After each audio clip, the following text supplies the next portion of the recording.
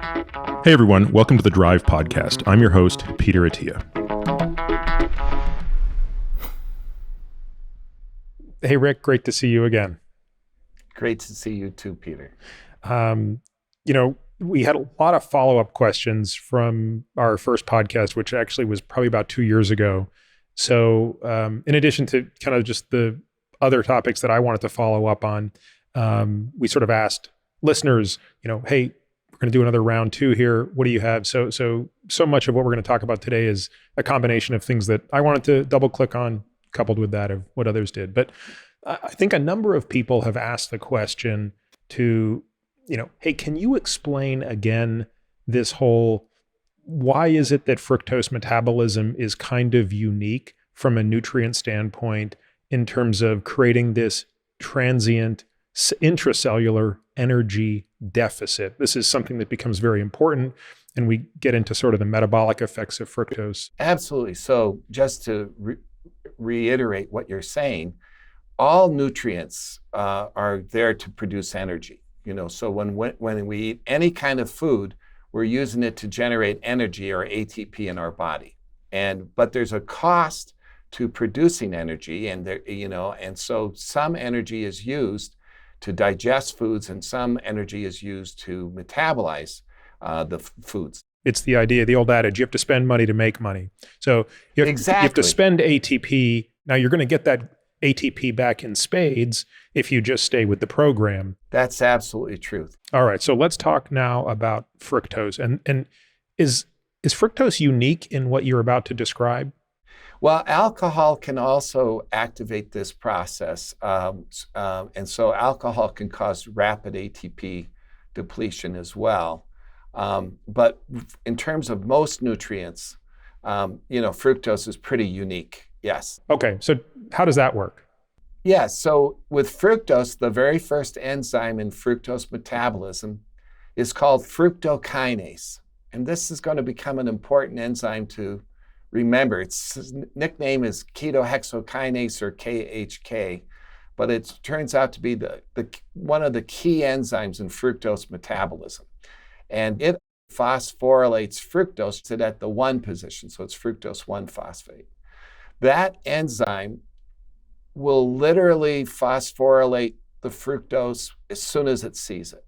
And it doesn't have any negative feedback. So if ATP levels start to drop, that's fine for the fructose metabolism. That's what fructose metabolism is aimed at doing. And so if you have a large concentration of fructose, it's concentration dependent. If the fructose concentration is very low, there won't be as much ATP depletion, and it may actually go undetected. If it's a lot of fructose present, the ATP depletion will be quite severe.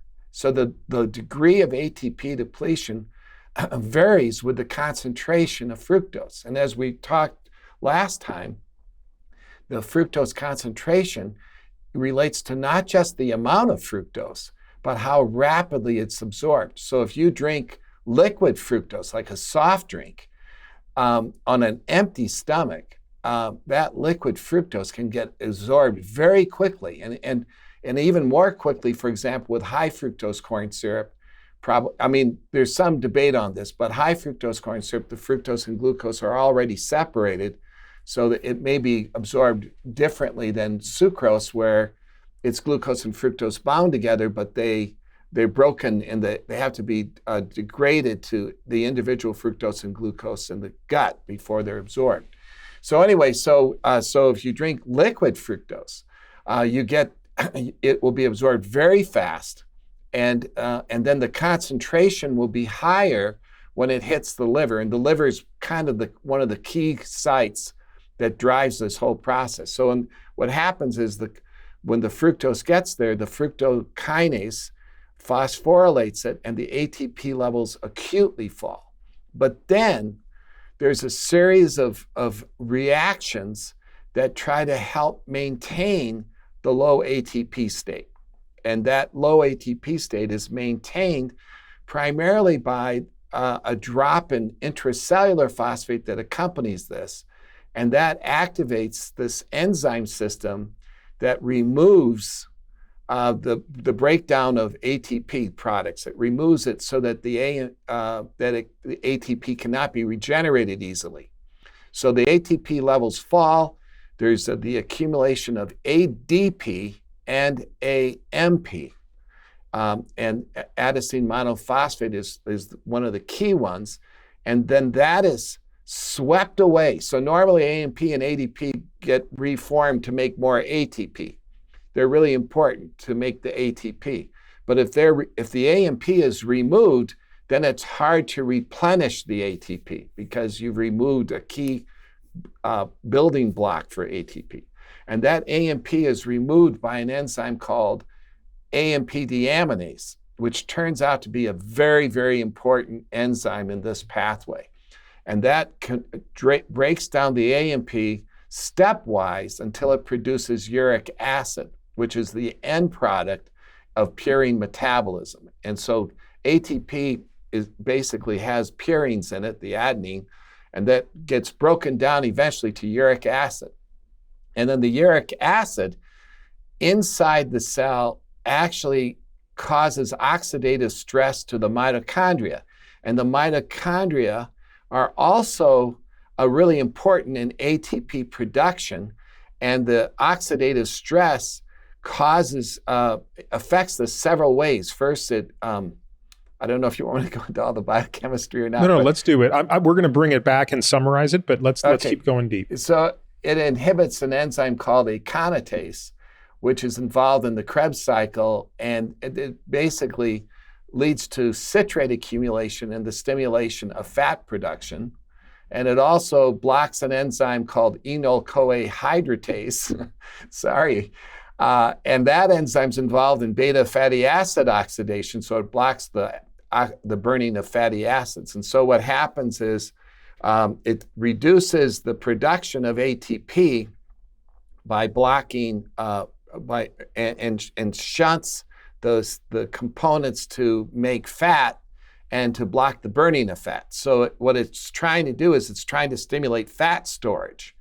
And uric acid also inhibits this enzyme that's activated in starvation to help bring back to raise energy levels, called AMP kinase, AMP activated protein kinase, or AMP kinase. And by inhibiting that, it also blocks energy production. So the whole thing is it's a brilliant system to set the energy levels down in a cell.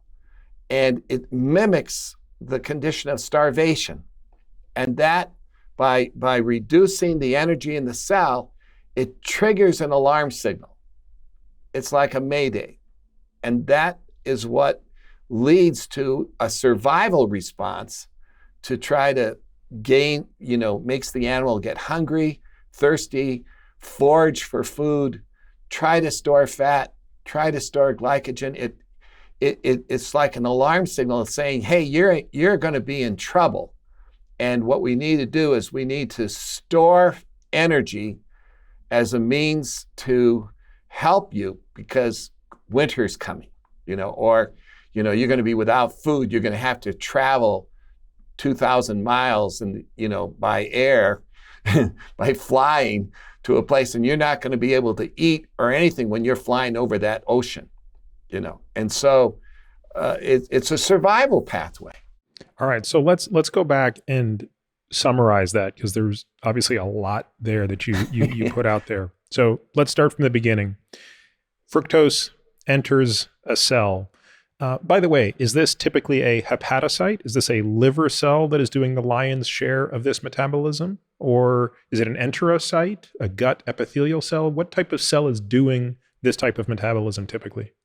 Okay, so first off, one step back, fructose can be metabolized like glucose through some of the glucose enzymes. So fructose can be metabolized by glucose enzymes, but it prefers to be metabolized by fructokinase. We would say it has a higher affinity and will preferentially be metabolized by fructokinase if the fructokinase is present.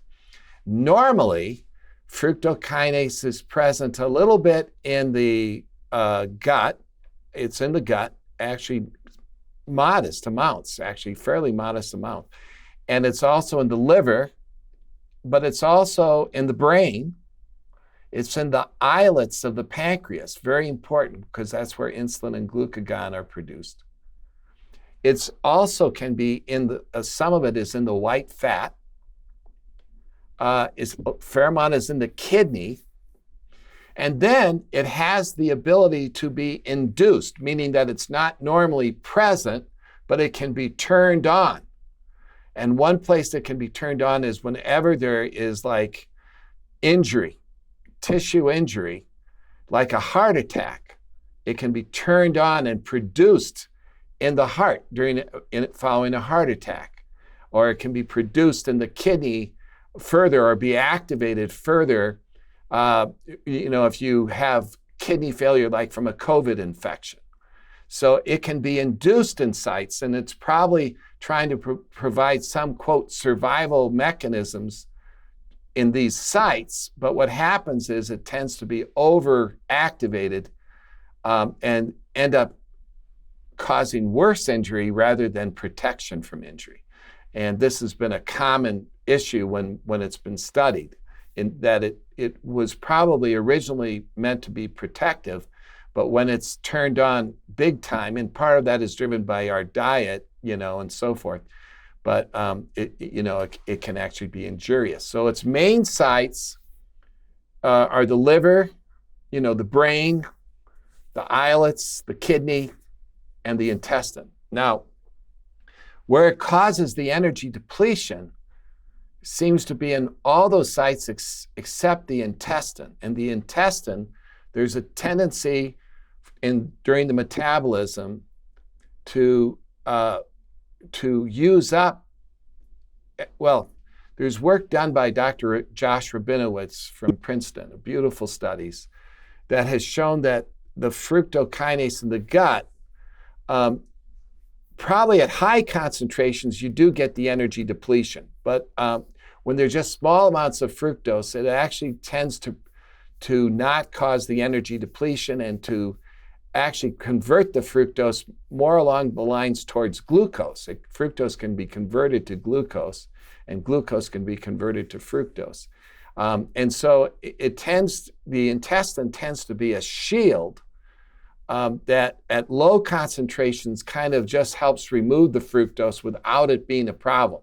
And this is one reason why fruits, which have like 4 grams of fructose, or vegetables that have small amounts of fructose, like 2 to 5 grams, they actually are they don't cause the energy depletion, mainly because this intestinal fructokinase seems to inactivate small amounts. But if you hit it with a large dose of fructose, the fructose gets through the intestine. It probably causes ATP injury to the intestine, and we can talk about that because I've done some studies to show that it causes gut leak, and that it can cause, it may be responsible for anaphylaxis to certain foods, for example, food allergies. So it's a good story to talk about that.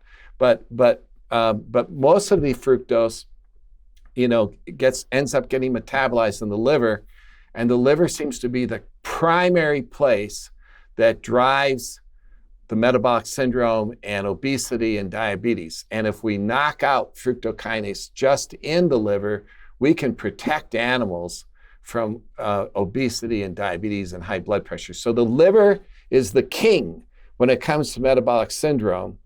The kidney is actually important for kidney disease, and the brain is really important for diseases like Alzheimer's and so forth that we can talk about. But yeah, fructose turns out to have been meant to be this wonderful system for survival.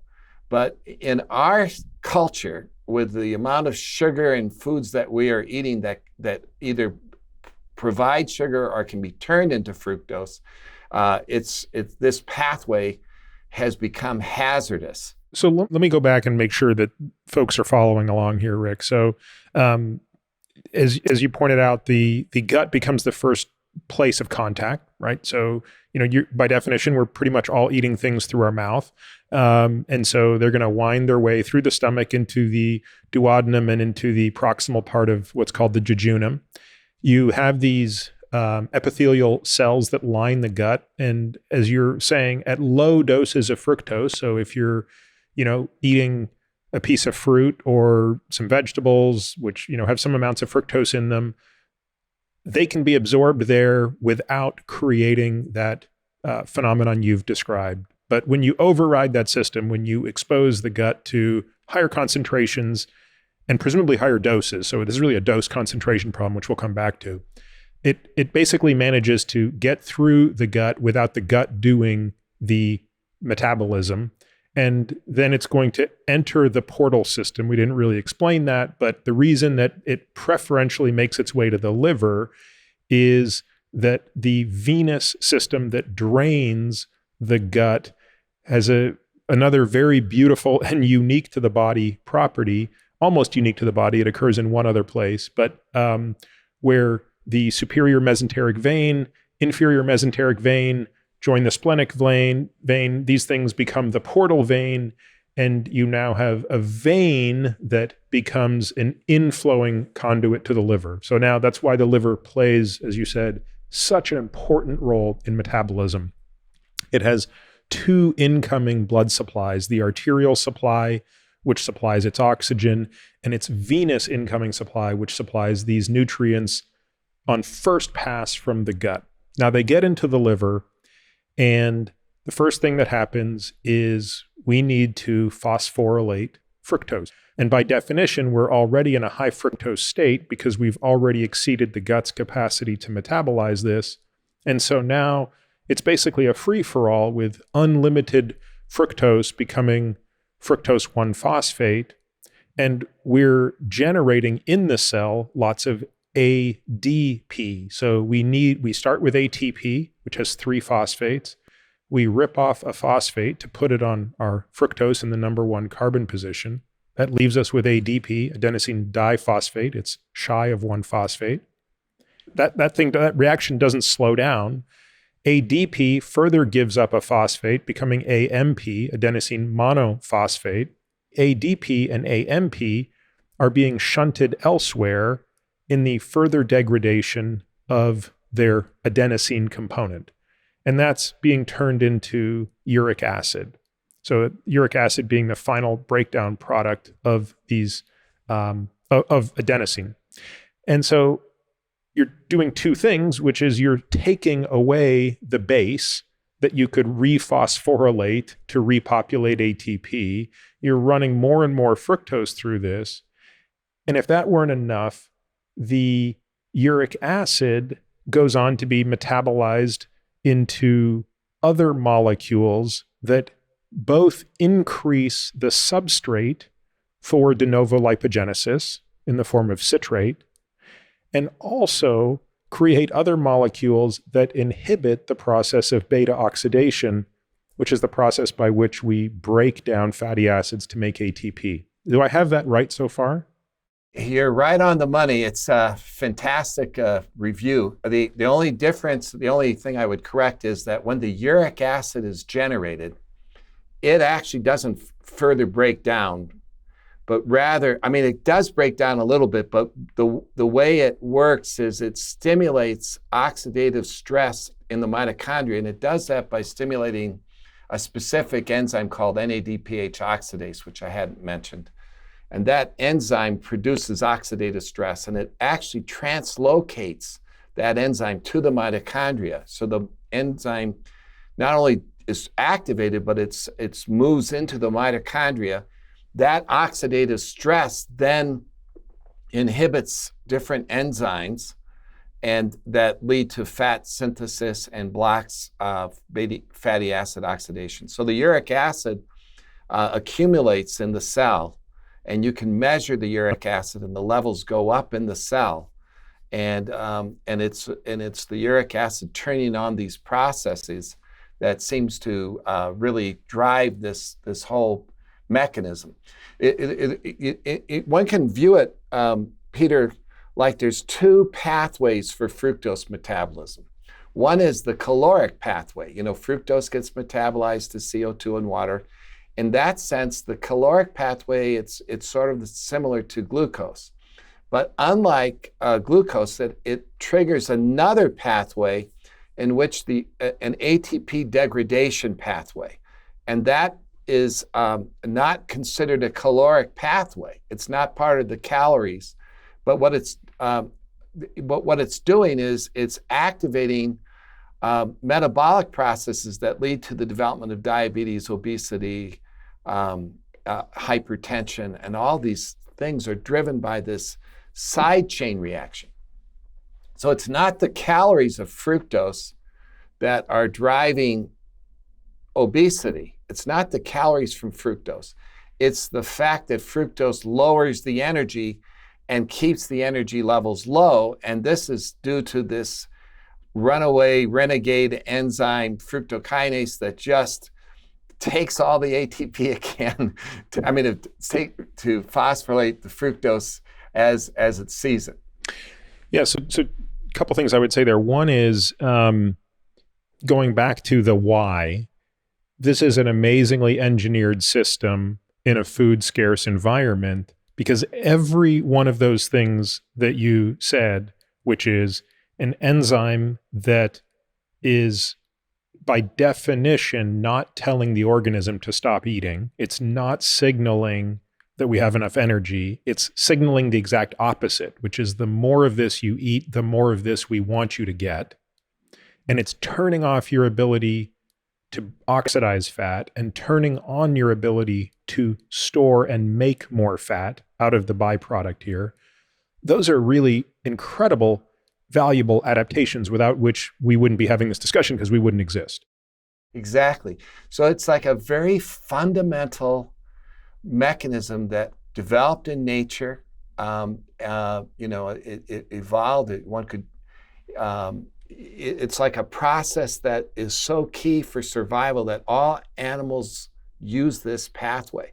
And what's interesting is that one of the breakthroughs was the discovery that it's not just the fructose we eat, but that the body can make fructose.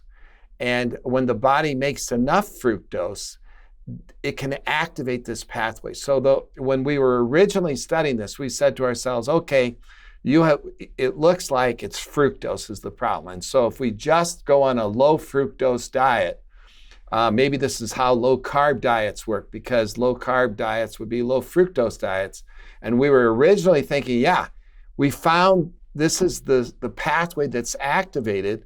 So let's just go on a low fructose diet. I actually wrote a book, The Sugar Fix, where back in 2008, because I thought that was the solution. Just go on a low fructose diet. But the problem is that the body can make fructose. And it turns out that the favorite way it makes way it makes fructose is through high glucose levels. And so high glucose, like the classic is diabetes, is a high glucose state. In diabetes, it's been known for decades that there's an enzyme that gets turned on in high glucose states it's called the polyol pathway. And that enzyme can convert glucose to sorbitol, and sorbitol then gets converted to fructose. By the way, sorbitol is considered one of the artificial sugars, so beware, it actually gets turned into fructose in the body. So glucose gets converted to sorbitol, which converts to fructose, and that occurs under high glucose conditions. Say more about what that means, Rick. Does that mean under high plasma glucose conditions? So this was what we always were thinking, high plasma glucose conditions, but then we thought to ourselves, actually, it's not the plasma that's so important. It's what's going on in the liver that's so important. So high glycogen conditions? Or when glucose gets to the liver. Now remember that when we eat carbs, we're generating glucose. And so, if you eat, broccoli, you're going to generate some glucose because it's a vegetable that has carbohydrates in it. But it doesn't produce a lot of glucose. So the glucose concentrations in the liver and the blood don't go up with broccoli. But if you eat bread or rice or potatoes, chips, cereals, these are what we call high glycemic foods, and which means that they have a fair amount of starch that gets broken down to glucose in the gut. So when you eat bread, you actually generate a fair amount of glucose. And if you have like a continuous glucose monitor or things like that, you can actually see a rise in your blood glucose when you eat bread or rice or potatoes. It will go up. And it's also going up in your livers. And do we know what the difference is in the portal vein? So if you're wearing a continuous glucose monitor and it's showing before you eat, your glucose is 90 milligrams per deciliter, and after you eat, it's 150 milligrams per deciliter. Do you have a sense of how high it is in the portal vein at that peak level? You know, we have not done those studies, but it would be very, very helpful to understand because there is this what we call first pass effect, where food, when it goes through the liver uses up some of it before it gets into the blood. So a lot of the glucose that enters the liver is quickly sequestered in the liver cells and metabolized, and some of it passes through. So the glucose in our blood is like the tip of the iceberg. You know, there's the glucose levels in the liver are likely higher. Now, this enzyme that converts glucose to fructose is normally when we're born, it's very, very little of it's in the liver, and in fact, but it gets induced over time, and I would love to develop an assay for looking at peripheral blood, for example, to see, you know, if you've turned on your aldose reductase is the name of the enzyme, whether or not that enzyme is elevated in your liver or not. Because if it is, bread is going to be much more fattening than if you don't have that enzyme. So, and where would you be measuring that, Rick? Do you think measuring that literally in the plasma, would there be enough of it there, or is this something that's particularly inducible in the liver? Well, it's inducible in the liver, but you can measure. So sorbitol is kind of a good marker of the conversion, of the activation of this pathway. And is this the enzyme that turns glucose into sorbitol or sorbitol into fructose? Yeah, so the rate-limiting enzyme is the enzyme that converts glucose to sorbitol. Okay. And that enzyme's called aldose reductase. And it's normally low in the liver, but it gets induced, and it can be induced by high glucose. It's induced by high uric acid, so there's a positive feedback system because fructose is metabolized. When fructose is metabolized, you generate uric acid. Uric acid then goes back and tries to turn on the enzymes that can lead to more fructose metabolism. What's the evidence for those two claims? What's the evidence that glucose and uric acid both induce the enzyme that turns glucose into sorbitol? Is there human data for that, or is that all in mice? So the glucose high glucose activating aldose reductase has been shown in humans as well as in animals, as well as in cell culture, and it was the very basis for the original concerns about this pathway being important in diabetic complications. And so this has been known for 50 years. But the uric acid as a stimulus for aldose reductase was published by our group based on animal studies and cell culture studies, but it was not based on human studies. So it would have to be shown in humans. But I believe it's very likely true based upon the animal data, the cell culture data. And at what levels of uric acid does it start to become clinically relevant? Meaning, do you get enough sorbitol production that it leads to meaningful amounts of fructose generated de novo? You know, it's a good question. In the human, most of our studies, like when we do it, when we go from a normal uric acid to a high uric acid in a laboratory rat, the levels of high versus low are different in humans, but they seem to translate when we've done studies like in human cells versus rat cells. The correlation is beautiful. So generally speaking, I would say that a high uric acid, that levels of uric acid that might turn on this pathway would probably be over 7 milligrams per deciliter in a human. And certainly that's what you see in metabolic syndrome. What's very common is, so in our studies, when we gave glucose to animals, originally my theory was that that would not cause obesity, right? Because glucose will maintain the ATP levels, blah, blah, blah. The fructose is activating this metabolic syndrome through dropping ATP levels. And so I did not think that glucose would really cause obesity. And so when we gave it, we found that the mice over time became very, very fat and insulin resistant. And I was a little depressed, but I was hoping that we would find that the glucose was being converted to fructose. And when we looked in the livers, we found that about, maybe as much as 25% of the glucose was being converted to fructose in this laboratory mice. A bit, Rick. Just I want to make sure we understand the conditions of which these experiments are being done. Are these animals being force-fed glucose? And if so, how much of a caloric surplus are they experiencing? And what other macronutrients are factoring into this? I mean, are they literally just eating pure starch? Yeah, so the way we did this experiment was we gave glucose in the drinking water. Okay. So it was like 10% glucose in the drinking water, and we gave it to laboratory mice. Which strains? I would have to look it up, but the C57, I think it's called. And this strain's propensity for obesity is how much compared to, like, the wild type behaves how here? So the wild type mice, the control mice, they get fat when you give them fructose in the water. They get fat when you give them glucose in the water. It's pretty significant. But it takes weeks to months. And really to see the effects of glucose or fructose to cause obesity, it goes through a period of time, several months. And what happens is, initially, when you give glucose or fructose in the drinking water, the animals like it.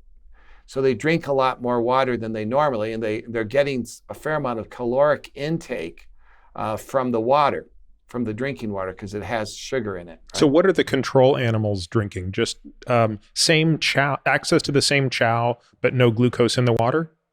Right. Or we can do things like give artificial sugars. So we can have done that, like give Splenda, where they'll drink increased amounts of water, similar to glucose or fructose, but there's no, they're getting an artificial sugar. And what happens is that when an animal is getting calories in its water, it will reduce how much food it eats. And that's a normal process, and it's true for sugar as well. It's true for table sugar, it's true for fructose, and it's true for glucose. But what happens is that over a period of a month or so, suddenly they start eating more and more despite still drinking a lot. So they end up being in a high caloric state. And that when we look at that, it's because they start developing leptin resistance. And the leptin resistance, leptin is a hormone produced in the fat cells that tells the brain that it's full. So when leptin levels go up, they say, you've eaten enough. It's like what they call a satiety signal. It says, okay, you've eaten enough. Doesn't it work more in the reverse? I mean, isn't it really more that low levels of leptin tell you that you are sort of low in your fat stores? But I mean, if you don't look at leptin receptor deficient animals, I didn't realize that high leptin had a satiety component. Otherwise, injections of leptin would curb appetite, but I don't think they do in normal mice. But why does this not work in humans? Because people when you become overweight, you become resistant to leptin. And the leptin resistance is at the hypothalamic level. So people who are overweight almost always have very high leptin levels, and the leptin is not signaling, is not working. And we call this leptin resistance.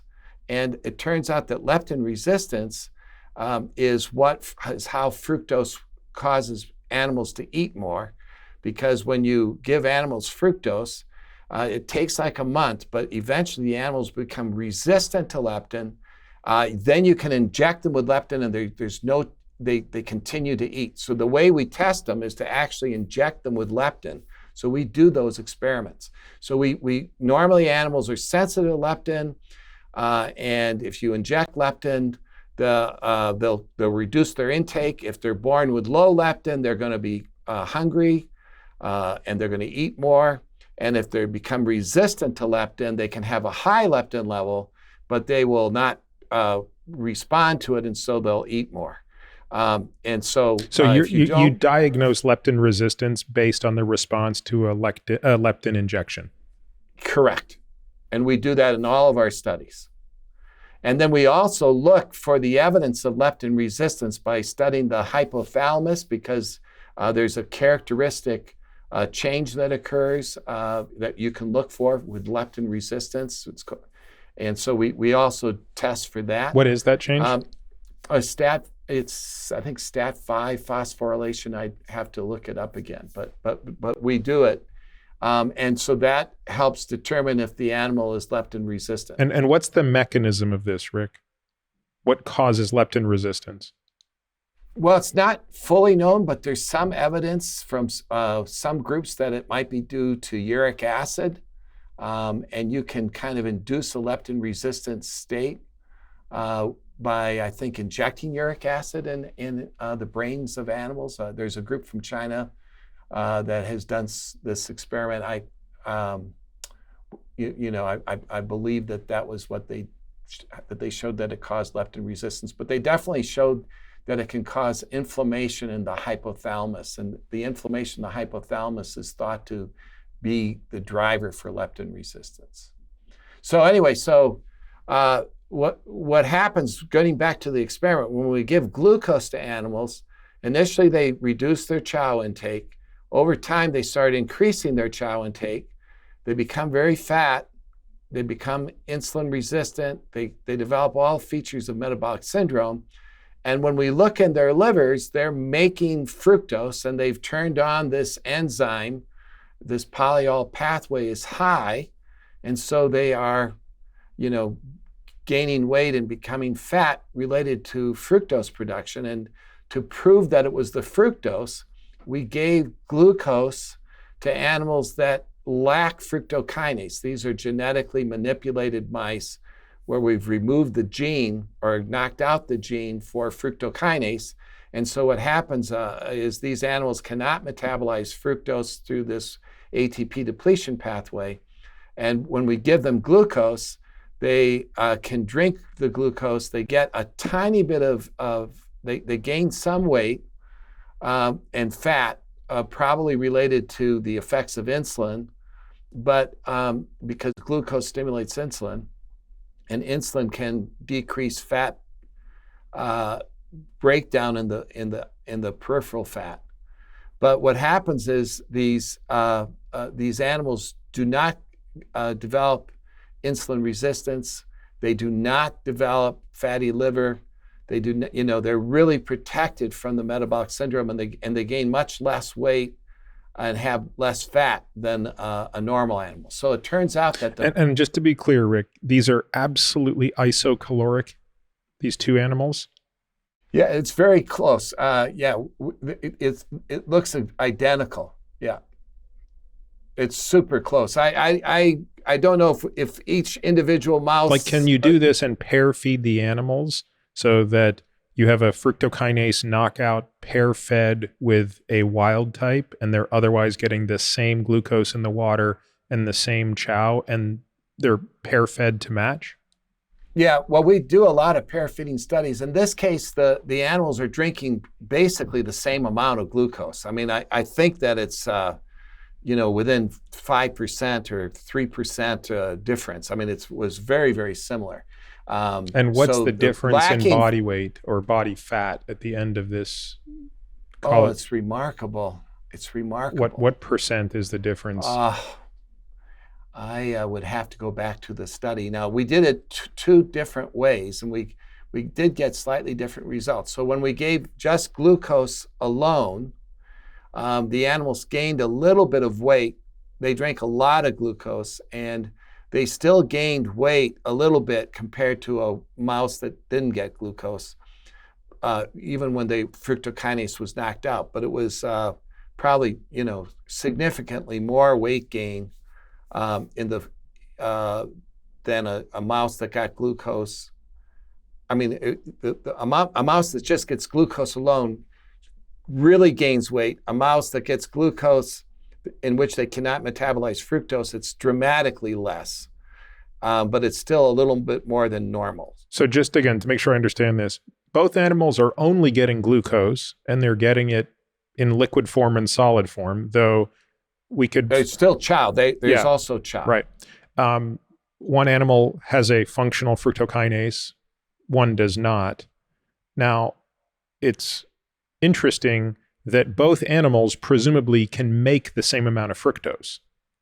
Correct. Because you're not impairing the conversion of glucose to sorbitol to fructose. You're just impairing in one animal the conversion of fructose to fructo-1 phosphate, and therefore the metabolism of fructose, that whole pathway we discussed at the outset.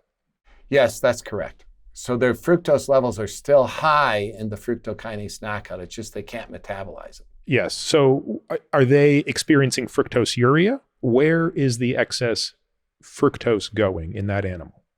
Yeah, they do have fructoseuria. Like the reason where I'm going with this, Rick, is I'm trying to understand from an energy balance perspective what accounts for this difference. Is it that the fructokinase knockout is peeing out the excess energy and that explains the difference in weight? Or is the energy expenditure different in these animals and that explains the weight? Okay, yes. So what happens is when you block fructokinase, animals regulate their weight, regulate their caloric intake. So as I mentioned, if you give fructose and glucose to animals, initially they reduce their chow so that they maintain the normal weight. But after the leptin resistance kicks in, they start eating more chow than they need.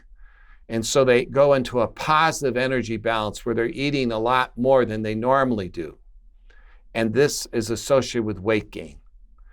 When you give glucose to an animal that is a fructokinase knockout, what happens is it continues to keep its chow low.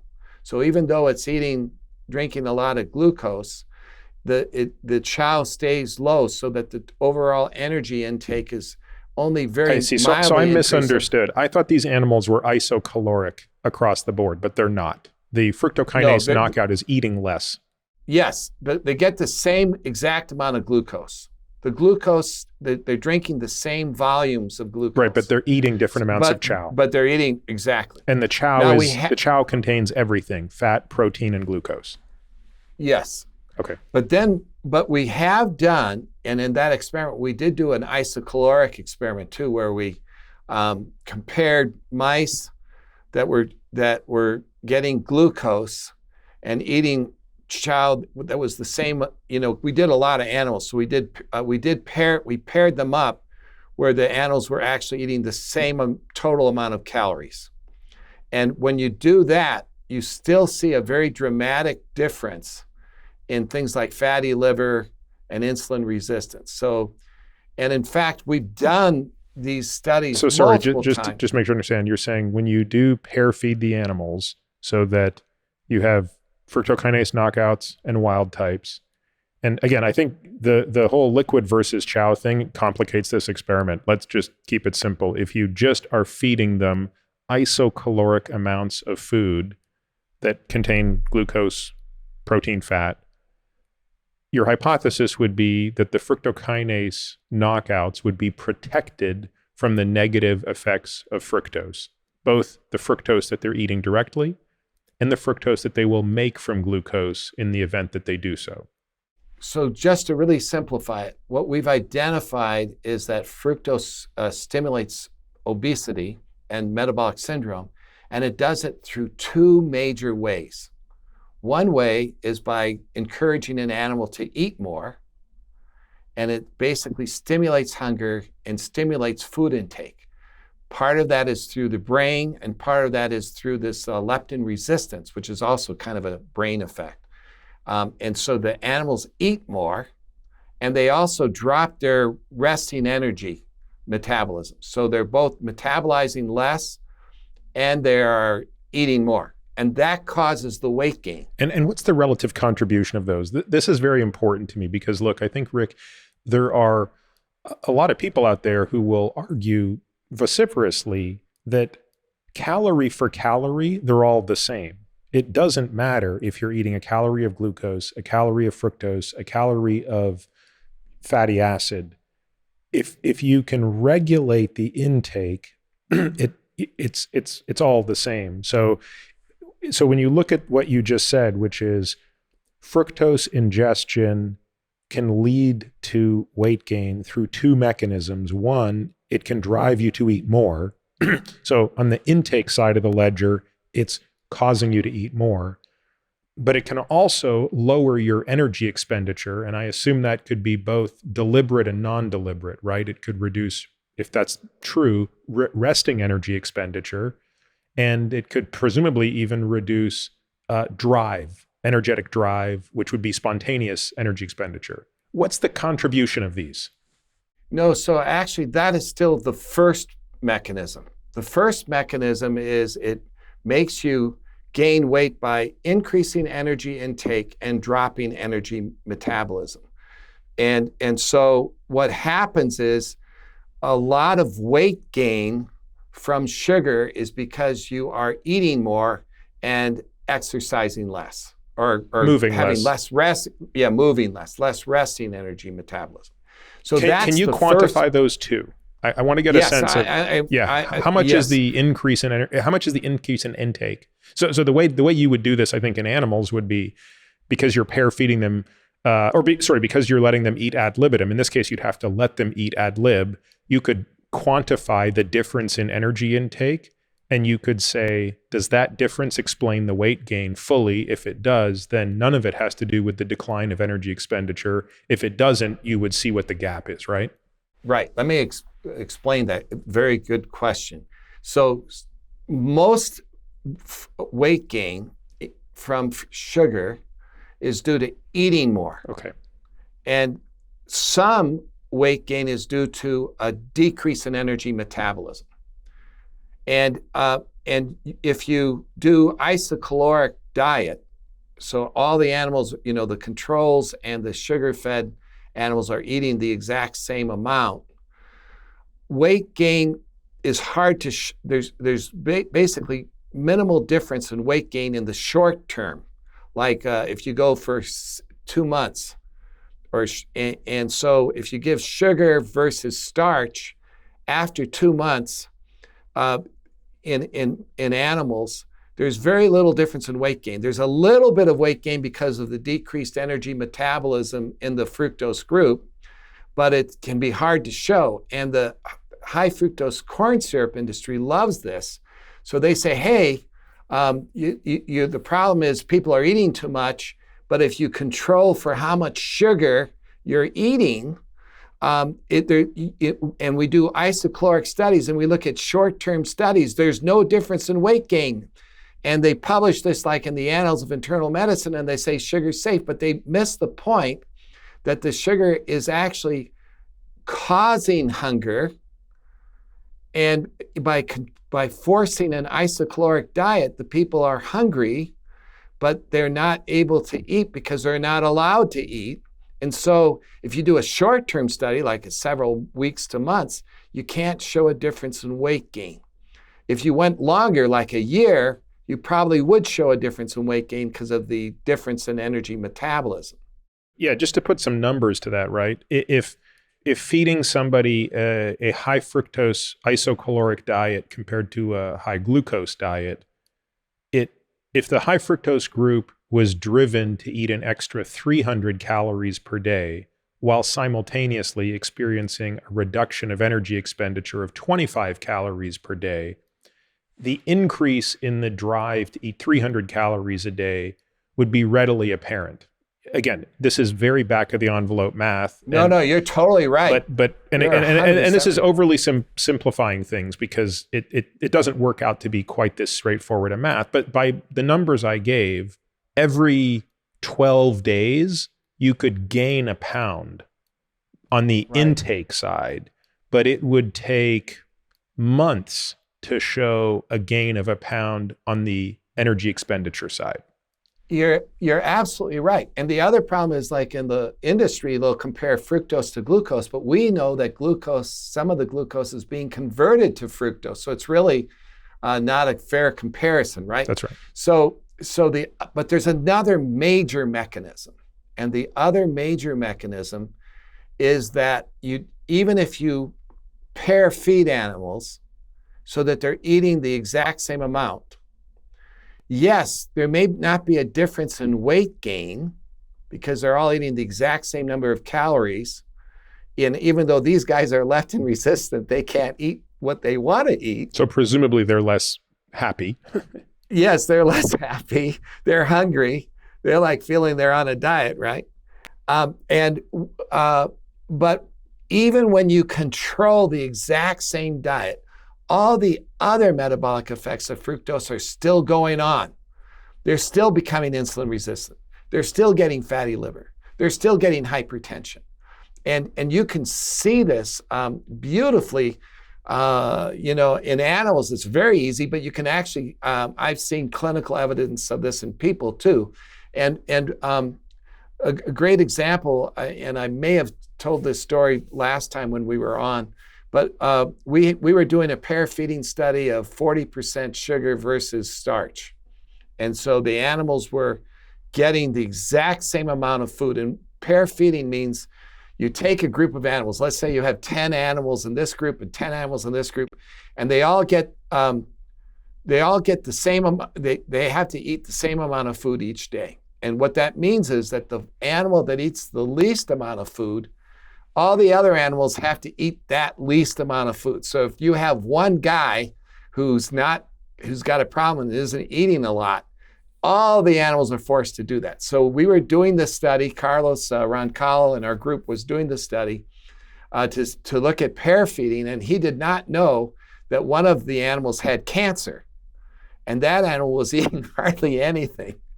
So we had an experiment that went for 4 months in which all the animals are eating like hardly anything. They're all eating the exact same food. They are on a severe diet. But one group was on a 40% sugar diet and the other was on a starch diet. And everything was equal. They were eating the exact same amount. At the end of the 4 months, the sugar-fed animals tended to be higher weight, but it wasn't significant, but it was from that resting metabolism, from the fact that they had a lower energy metabolism. And it looked like it would have been significant. We'd gone a little bit longer. How long did you go? 4 months, I believe. It might have been, 4 months. Okay, so just to put that in perspective and give a sense of magnitude, 4 months in mice is about 10% of their life. It's more. Yeah. It's about 15% of their life. So that's it. Yeah, they live 2.5 years. Okay, so. Yeah. So that's like 15 years in a human.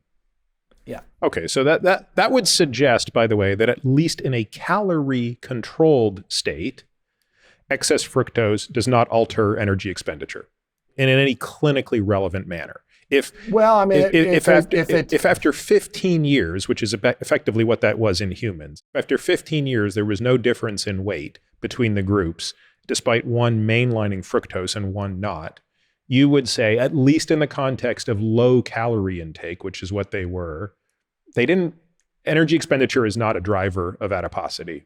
I think, over decades it is. I don't know. That's 1.5 and maybe decades. a half. That's 1.5 decades. That's a long Yeah, time. I mean, maybe a half. Maybe as much as a half a pound a year to I would say could be from this half pound to a pound, perhaps. It just depends on the individual. But you're right. It probably we can't completely separate it from the increased food intake that accompanies this in people, because we're not pair feeding. But you might be right. So what were the other differences anyway, between, what was different? But the other thing that happened is these animals that got sugar, every one of them became diabetic. Every one of them had severe fatty liver. I mean, it was a very dramatic difference from the starch-fed animals. So what and they had the islets of the pancreas were showing changes of type 2 diabetes as well. And so I think that what we've shown, and we've shown it multiple times, is that there are many, many effects that are independent of calories from fructose, and it's due to this energy depletion pathway.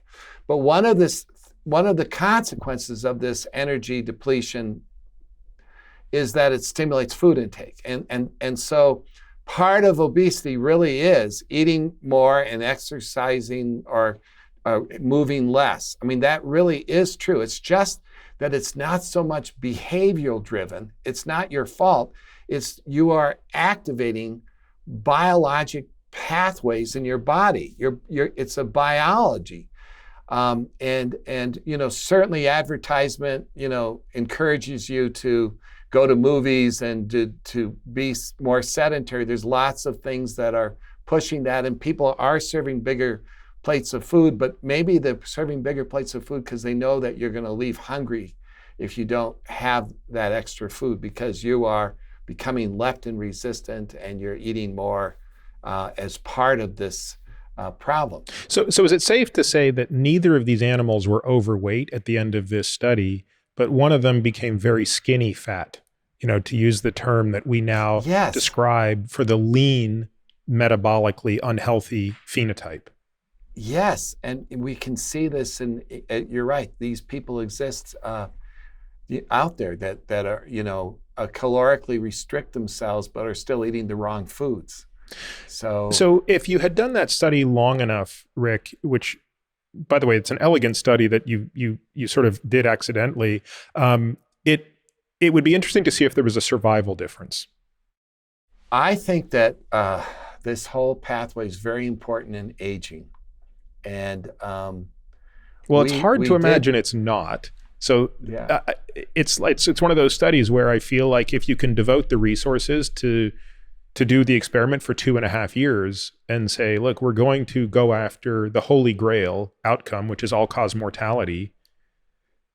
And again, I like the way that these animals were calorically restricted, right? Because it gets you away from the obesity is the problem. I've always felt that obesity is a passenger that comes along for the ride, but it's the metabolic derangement that lies under obesity that's highly correlated with obesity, but is actually quite separate from obesity. That's the root cause of our mortality. And this would be an experimental way to demonstrate that, that I think would be, again, not beyond the realm of doing, right? Yeah, no, it would be. I've actually proposed to do that study, but I'll tell you some things that really suggest that this is important in aging. The first thing to talk about is that there have been studies done in fruit flies looking at the effects of sugar on aging, and it's sort of interesting. The fruit fly actually, is eating fruit. That's what they like. And so they are always on some fructose, but they're not getting highly concentrated fructose because the fruit also has lots of other things in it, fiber and other things that they're probably getting, and the flavonols and everything in there, that some of them kind of neutralize some of the effects of sugar. But if you give a fruit fly sucrose or table sugar, which is really fructose and glucose together, a liquid sucrose. And they'll love it. And they actually have their studies showing that they will develop obesity, believe it or not. So you'll have obese insulin-resistant flies, and they die early. And also, when they die from complications related to uric acid production, which is really interesting. They develop equivalently kidney failure for their equivalent of their kidney. I don't know. I'm going to wait and see the mice data on that. I think there's enough confounders there. Now I'm going to move to the mice. So we were interested in whether or not mice that lacked fructose metabolism might live longer than normal mice. And we happened to have some that we were keeping around, and they were on a normal mouse chow diet that is very low in fructose. So these animals are eating almost no fructose. It's like less than 3% of their chow. So, but we do know that animals make fructose how much in their body. How much glucose on their chow? Well, you know, so they get a fair amount of starch and protein in the chow. So they're actually they are getting a fair amount of carbohydrate. So what are the approximate macros of the three? I would have to look it up. I can't tell you at the moment, but it's the standard chow, which is basically. But it's a very low sugar chow. It's a low sugar chow, and we took them out to like a little bit over 2 years, and we found that they had stayed lean compared to the control mice, so they were more lean. And you know, when an animal age develops kidney disease. Sorry, was that statistically significantly lean? Yes, and they also had they tended to have normal blood pressure or lower blood pressure than the control animals. How do you measure blood pressure in the mice? You put a cuff on their tail. It's called a tail cuff, and you can measure the systolic pressure. What's a typical mouse blood pressure? How low? It's very similar to ours. It's like 100 to 120. Wow. Yeah. So if they were statistically significantly leaner than the non-fructokinase wild types, could you document how much less they were eating? We did not actually measure that. Oh my God, that's like the single most important piece of information you'd want. Yeah, exactly. In retrospect, it was very important to know. It's hard to do that over a two-year period. It's a lot of laboratory time.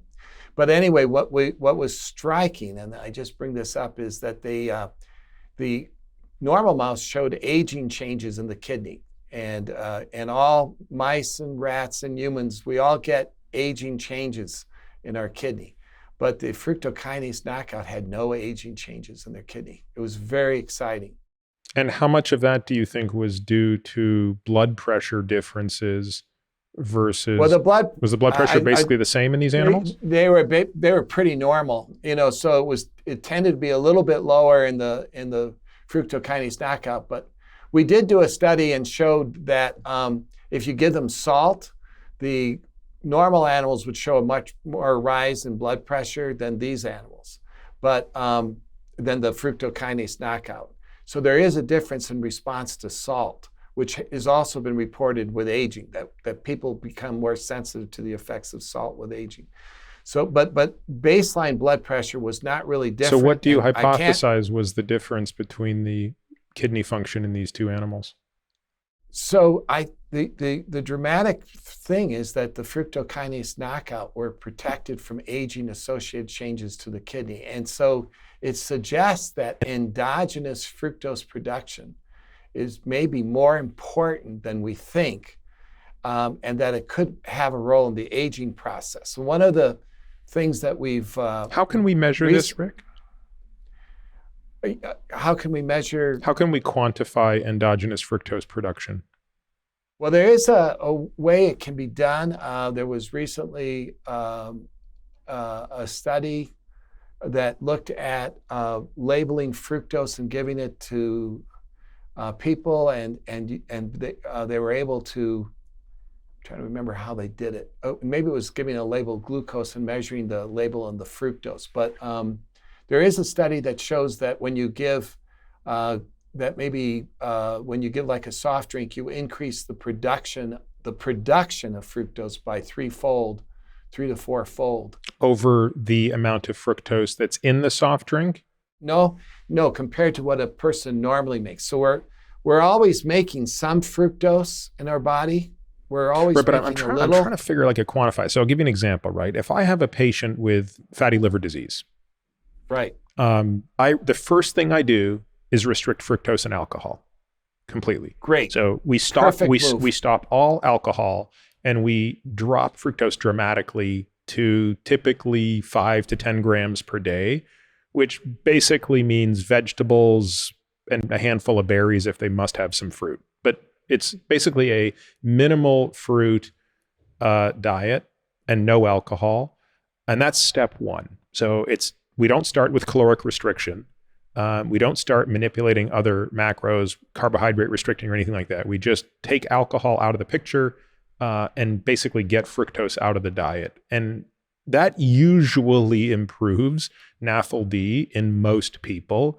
If it doesn't, and by the way, that may or may not accompany weight loss, right? So that's the interesting thing there, is you don't have to lose a staggering amount of weight to reverse NAFLD under the conditions I just described. Now, that said, it's so true. You often do lose weight with that intervention because generally the people who have acquired NAFLD are also in a state of positive energy balance. So it is a little bit difficult to disentangle that. And as I'm sure you're aware, a number of studies, David Ludwig's group, Rob Lustig, Miriam Voss, a number of people have looked at this. And one of the challenges that all of these investigators have had is maintaining the weight of the fructose restricted group. In other words, that you almost have to force feed them extra glucose to try to keep their weight on par with the control group to disentangle this. Now, I haven't looked at this literature in a year, so it might be that there's a new study out there that has managed to overcome that obstacle, which is to say they've managed to pair feed the humans such that you can maintain weight while reversing NAFLD. Are you aware of such studies in humans? I think Rob Lustig did an isocaloric fructose restriction and did see an improvement in fatty liver. But did the weight stay the same? I think that there was still some weight loss, but I'm not sure. Okay. You know that the observation that fructose could be a cause of fatty liver was actually first reported by our group.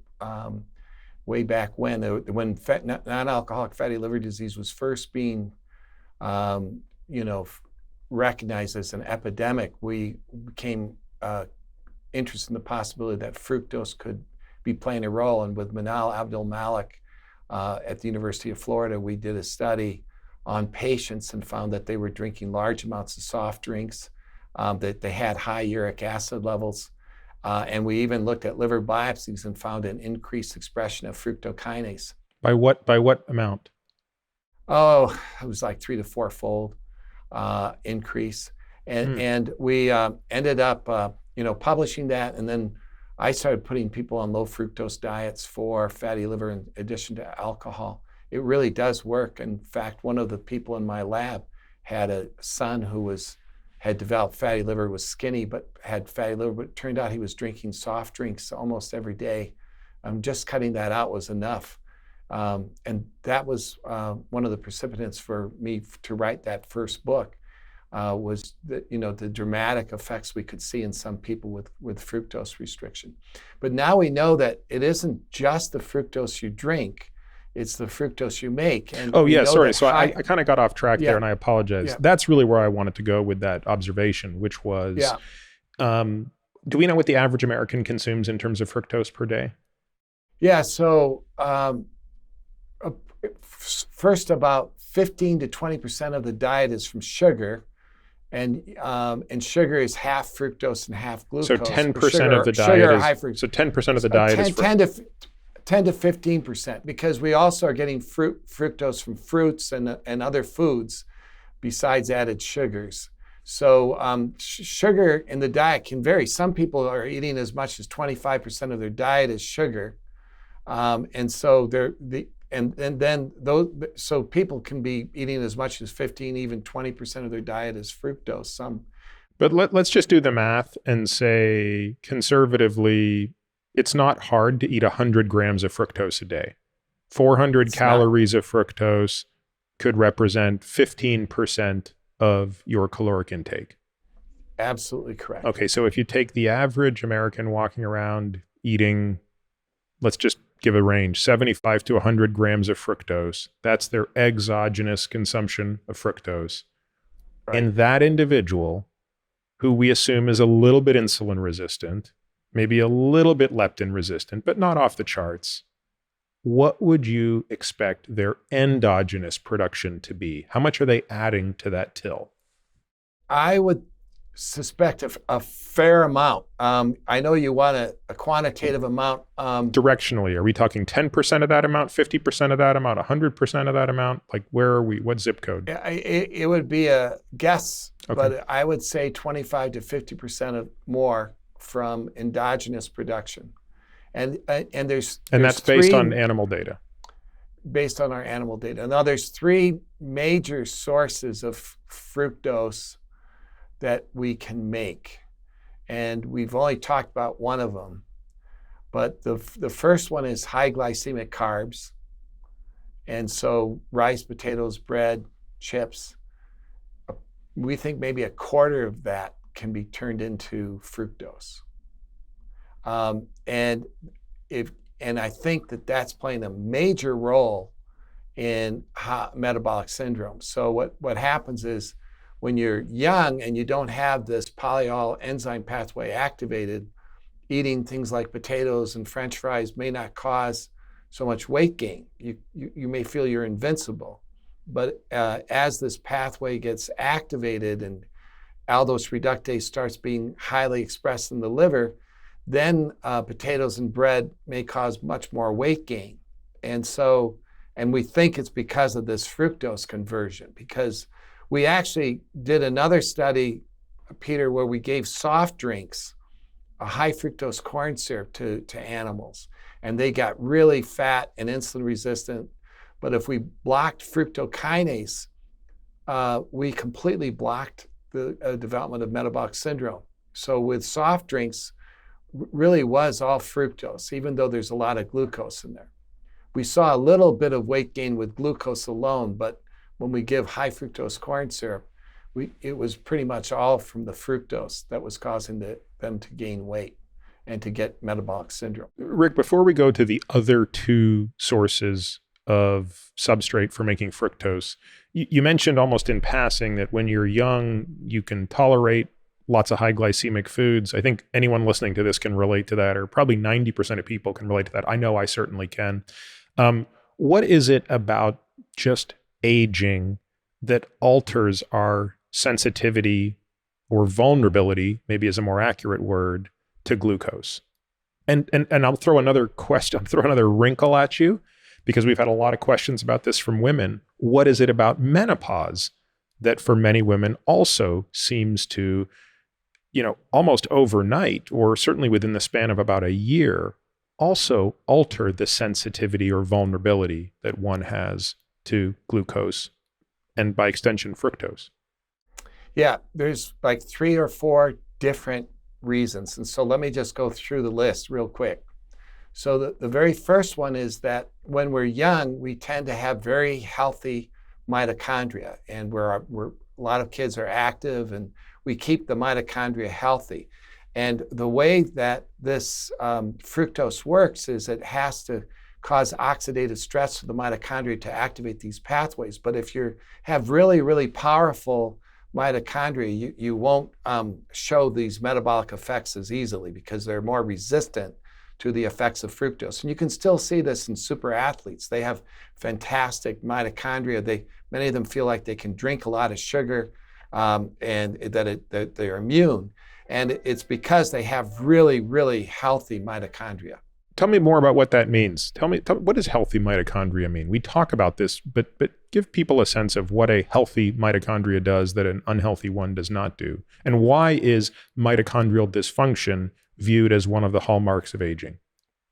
So your mitochondria are your one of your major places where you make energy. And in fact, it's the high output energy producer. And so it's producing the ATP that we need to drive everything we do. And over many years, the mitochondria get less good at making the energy because of damage, recurrent damage. And it's thought that oxidative stress to the mitochondria can cause this damage. And so when you're eating, when you want to try to store fat, mitochondrial oxidative stress is part of the requirement to store fat. And fructose works to store fat by stimulating mitochondrial oxidative stress. And initially, that is a reversible, very easily reversible mechanism. The oxidative stress goes on, it inhibits these enzymes, and it leads to fat production and so forth. So it's a survival pathway, right? But what happens is if you keep stimulating mitochondrial oxidative stress, and it's been shown with fructose, for example, the mitochondria start to decrease. And the mitochondrial change, they become smaller and less efficient. And what happens is the mitochondrial function starts to reduce in number. And so you have less mitochondria. And when that happens, you make less ATP. And so it's associated with feeling more fatigued, more tired. If you have lower ATP levels in your muscle, it's associated with muscle fatigue. Your natural gait will slow down as your mitochondrial function decreases, and it's all associated with aging.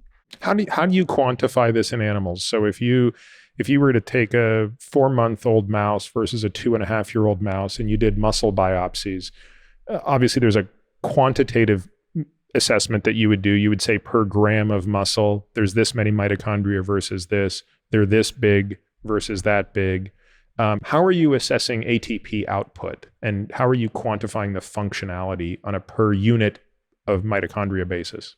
Well, first off, you can measure the mitochondria themselves by looking at electron microscopy. You can measure it indirectly with a PCR technique, looking at mitochondrial DNA divided by nuclear DNA.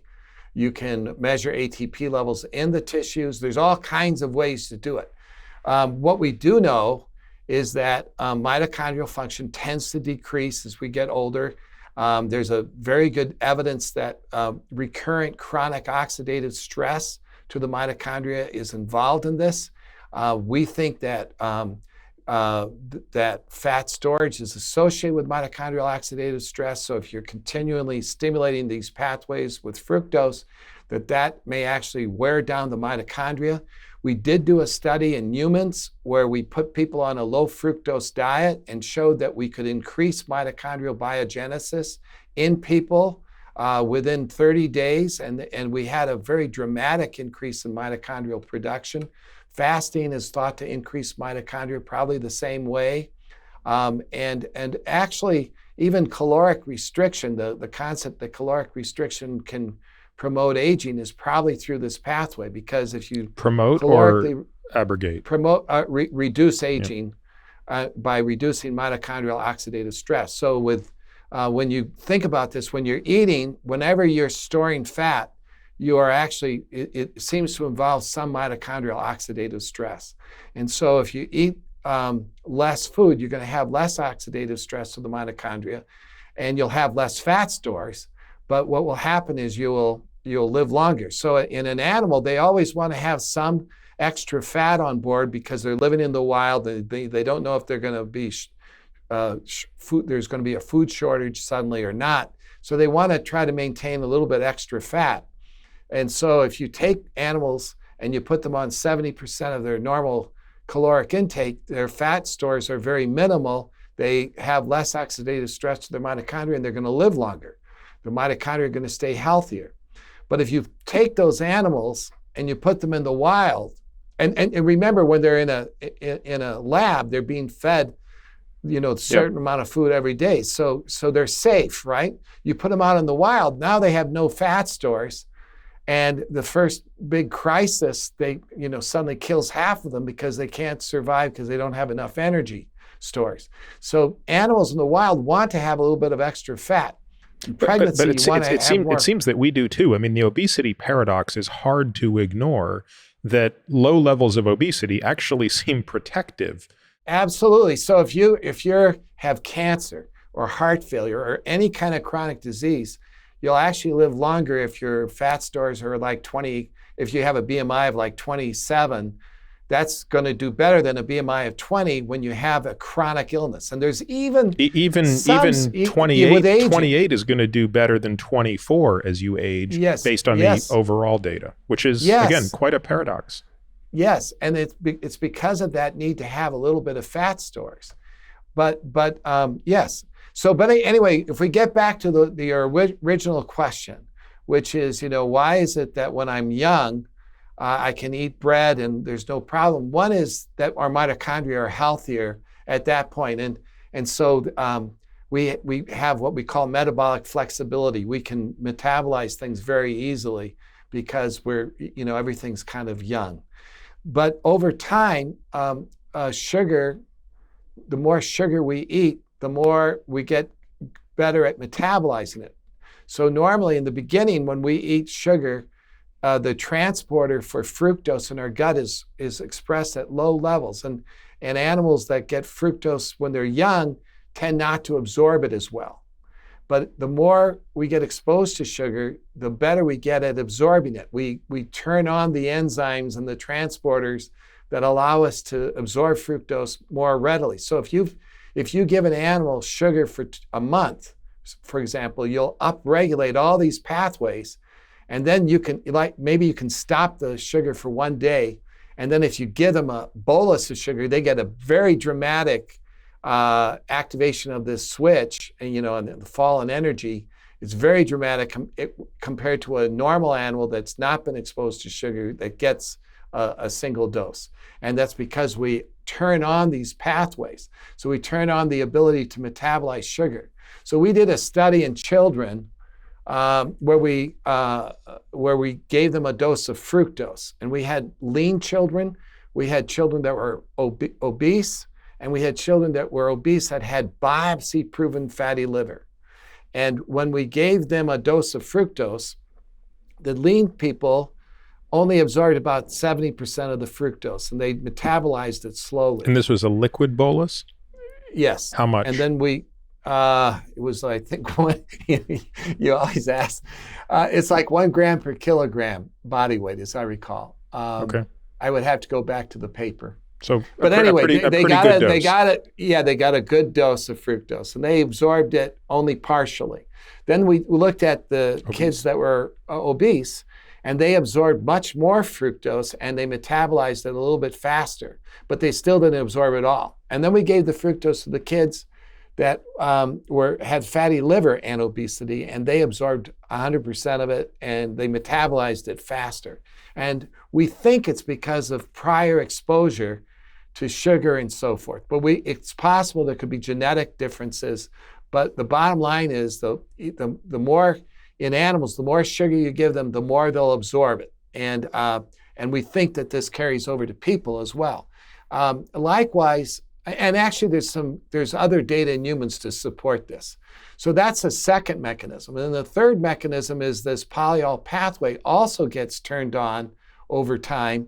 And so what happened, and like by the time you have metabolic syndrome, you probably have this enzyme turned on because you have a high uric acid, and as I mentioned, that can activate this pathway too. So now you're able to convert glucose to fructose.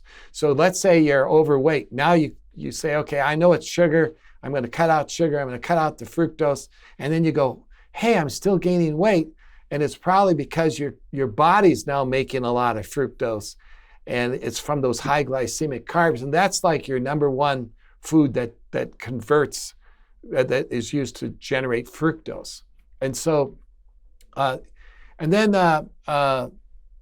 those are your main mechanisms that make you more resistant, are more sensitive to fructose over time. And what about menopause? What effect do you think that has? Yeah. So estrogen increases uric acid excretion. So young women tend to have very low uric acid levels. Lower uric acid compared to men. But when you go through menopause and estrogen levels fall, uric acids increase, and suddenly postmenopausally women have the same, suddenly develop obesity, diabetes, heart disease, more like males. So premenopausal estrogen is providing some protection. You can certainly overwhelm it by eating a lot of sugar, of course, and so forth. But menopause, I believe it's related to this change in uric acid.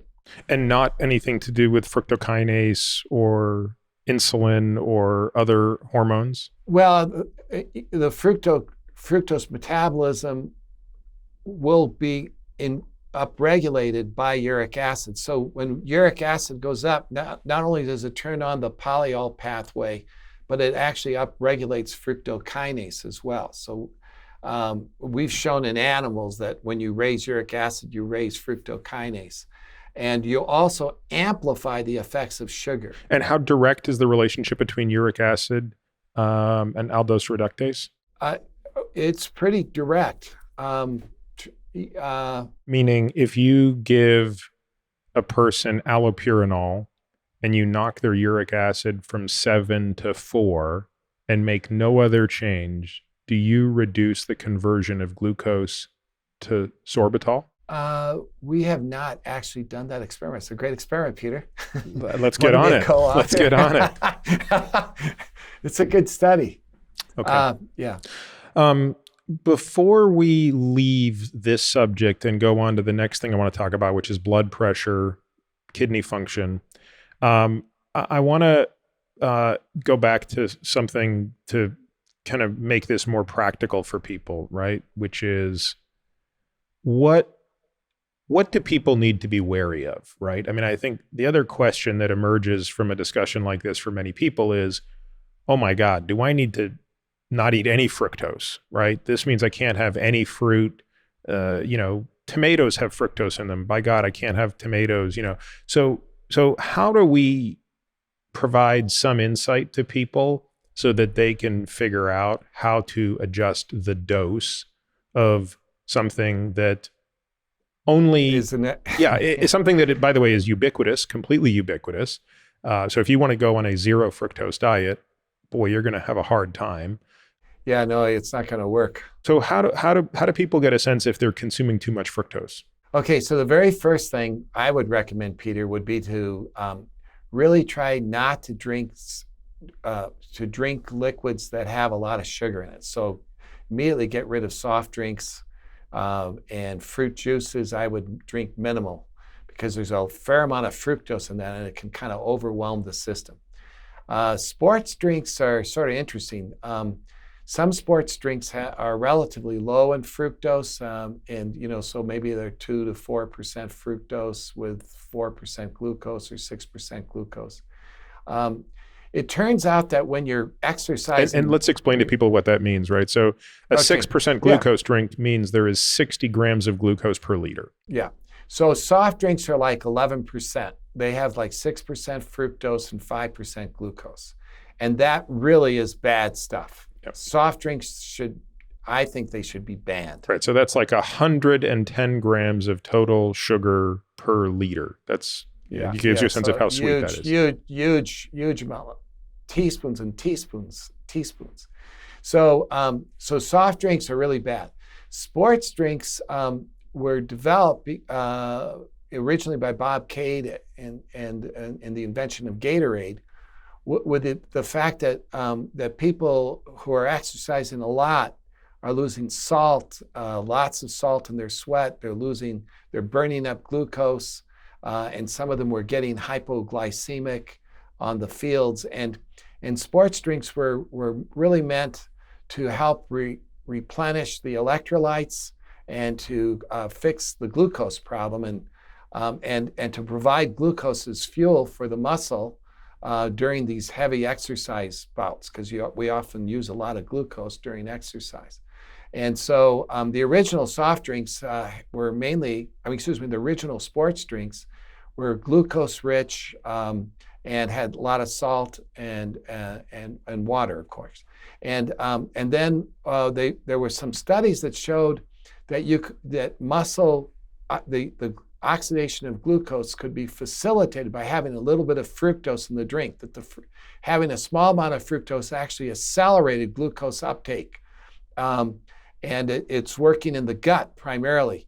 And actually performance was increased by having small amounts of fructose, like 1% to 2%, maybe 3% fructose. And the optimal glucose from sports drinks was found to be around 5 or 6%. Now, some sports drinks actually have more fructose in it because it tastes better. And so that's a little bit of a problem. But if you're out there exercising, if you're using it for what it's meant for, which is a sport, and you're really, I think sports drinks for the most part are fine. But if you're drinking sports drinks in front of a TV watching, a movie, and you're drinking a lot of this stuff, it probably is not good. But getting back to other things, I want to go back to the juices. Yes. If I take oranges and I squeeze them into, I put my little juice squeezer and I ratchet it down and I just make concentrated orange juice, what is the concentration of glucose and fructose in freshly squeezed orange juice? It's pretty significant. It's probably about 2/3 of a soft drink. If you made it with apple juice, apple juice is so sweet, it's equivalent to a soft drink. And so you can get a lot of sugar from juice, unfortunately. So the Pediatric Society a long time ago realized that juice has so much fructose that it was being associated with obesity in children. So they made recommendations to limit fruit juice to like 6 ounces or less for older children, and like 4 ounces or so for really small children. And I think that we should even limit it more. And fruit juice is, I think, a real problem in children because of all the sweetness of sugar that's in it. Now, natural fruits are different. So natural fruits have much less fructose because in an individual fruit. When you make fruit juice, it's like multiple fruits that are put in there. So if you eat like an orange and it has like 6 grams of fructose, that.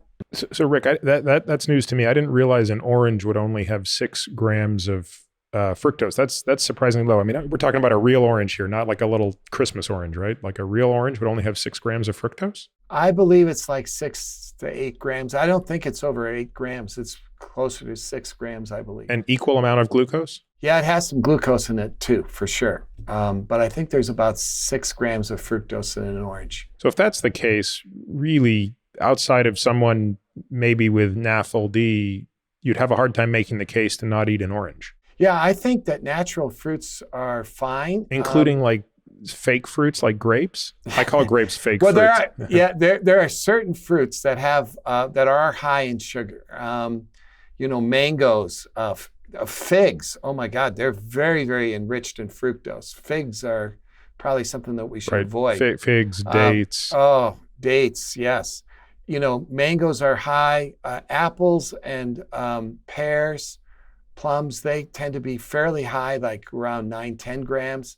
I think oranges are around 6 grams. Bananas are fairly high glycemic, and they have a fair amount of fructose, but it's probably in the range of 6 to 8 grams. I think what we'll do in the show notes is we'll have our team pull together a table of I have a great table. Typical sizes, because this is actually news to me. I would have guessed fruits would have a little bit more, but it'll be good to know that. Yeah, no, most fruits are between 3 grams and 9 to 10 grams max.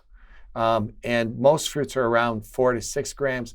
Some fruits have much less sugar, like kiwi, like berries, strawberries, blueberries. They're very healthy. People should be encouraged to eat those.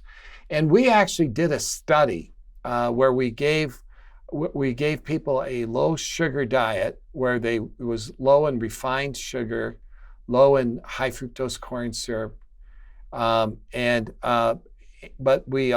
one group got natural fruit, and the other group we restricted that too. So it was either a low fructose diet that was low fructose in all aspects. The other was low sugar, low fructose, but you're allowed natural fruits, so that actually was sort of a modest total fructose intake. And when we did that, we found equivalent improvement in metabolic syndrome.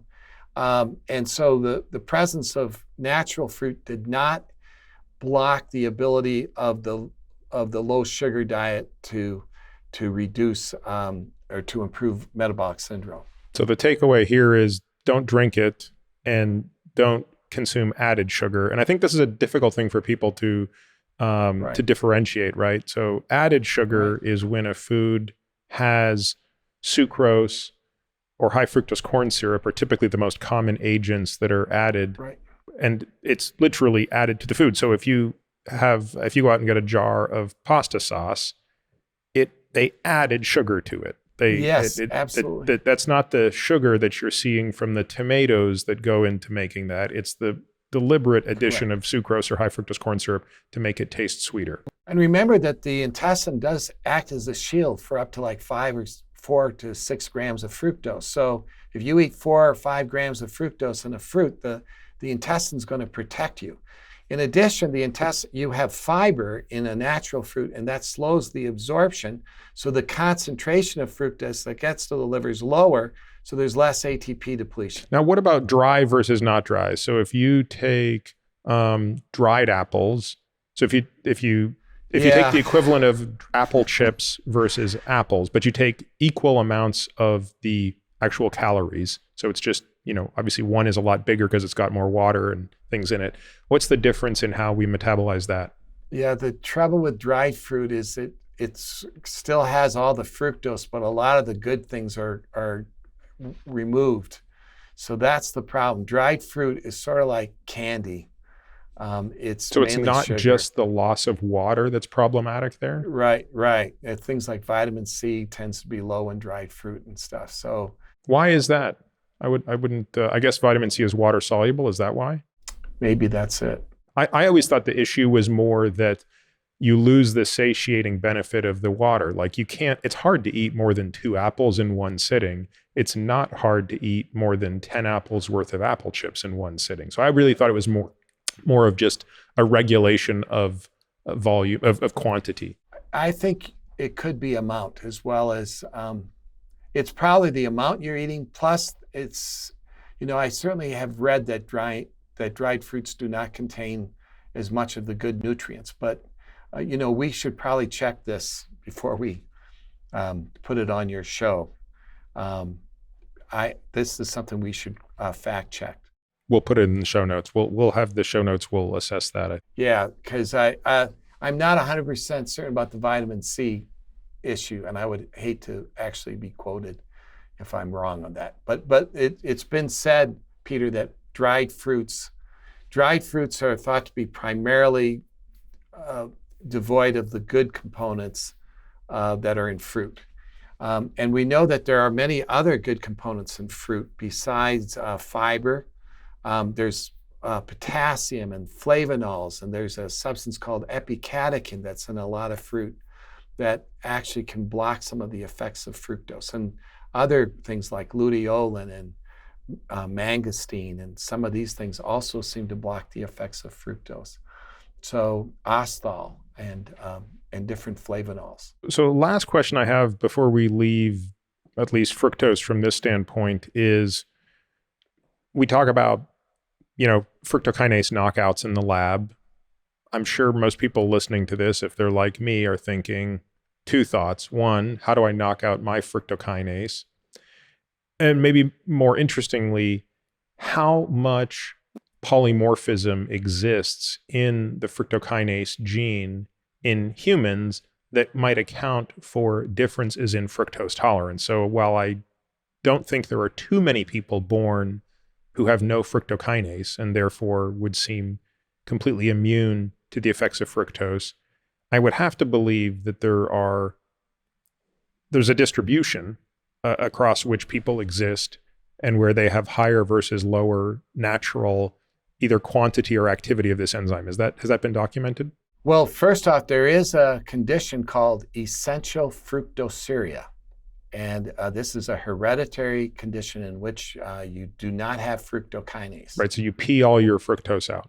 Yeah, well, you pee about 10% of the fructose you eat goes out through the urine, and the rest is metabolized by the glucose enzymes because some of the glucose enzymes can metabolize fructose.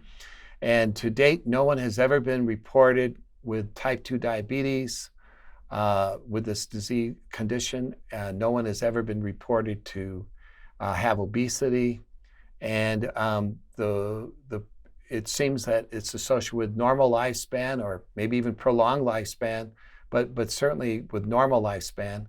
And I'm in connection with a small kindred of a family that has this condition. And interestingly, they can eat all the sugar they want, but they tend to prefer other kinds of foods. They don't have a taste affinity for sugar? They say that they do not prefer, they prefer salty foods. They tend to prefer salty foods to sugary foods. Okay, so last question on that then is basically what is the hope for a pharmacologic agent that could block fructokinase as a treatment for obesity, type 2 diabetes, NAFLD? It's a great question. First, disclosure, I have a small company. We're trying to develop fructokinase inhibitors for the treatment of metabolic syndrome and other conditions associated with fructose. But there are also several large pharma that are actively working on making fructokinase inhibitors. Eli Lilly, for example, is one that's actively trying to make fructokinase inhibitors. And so I think it's a very exciting future if we could develop these inhibitors.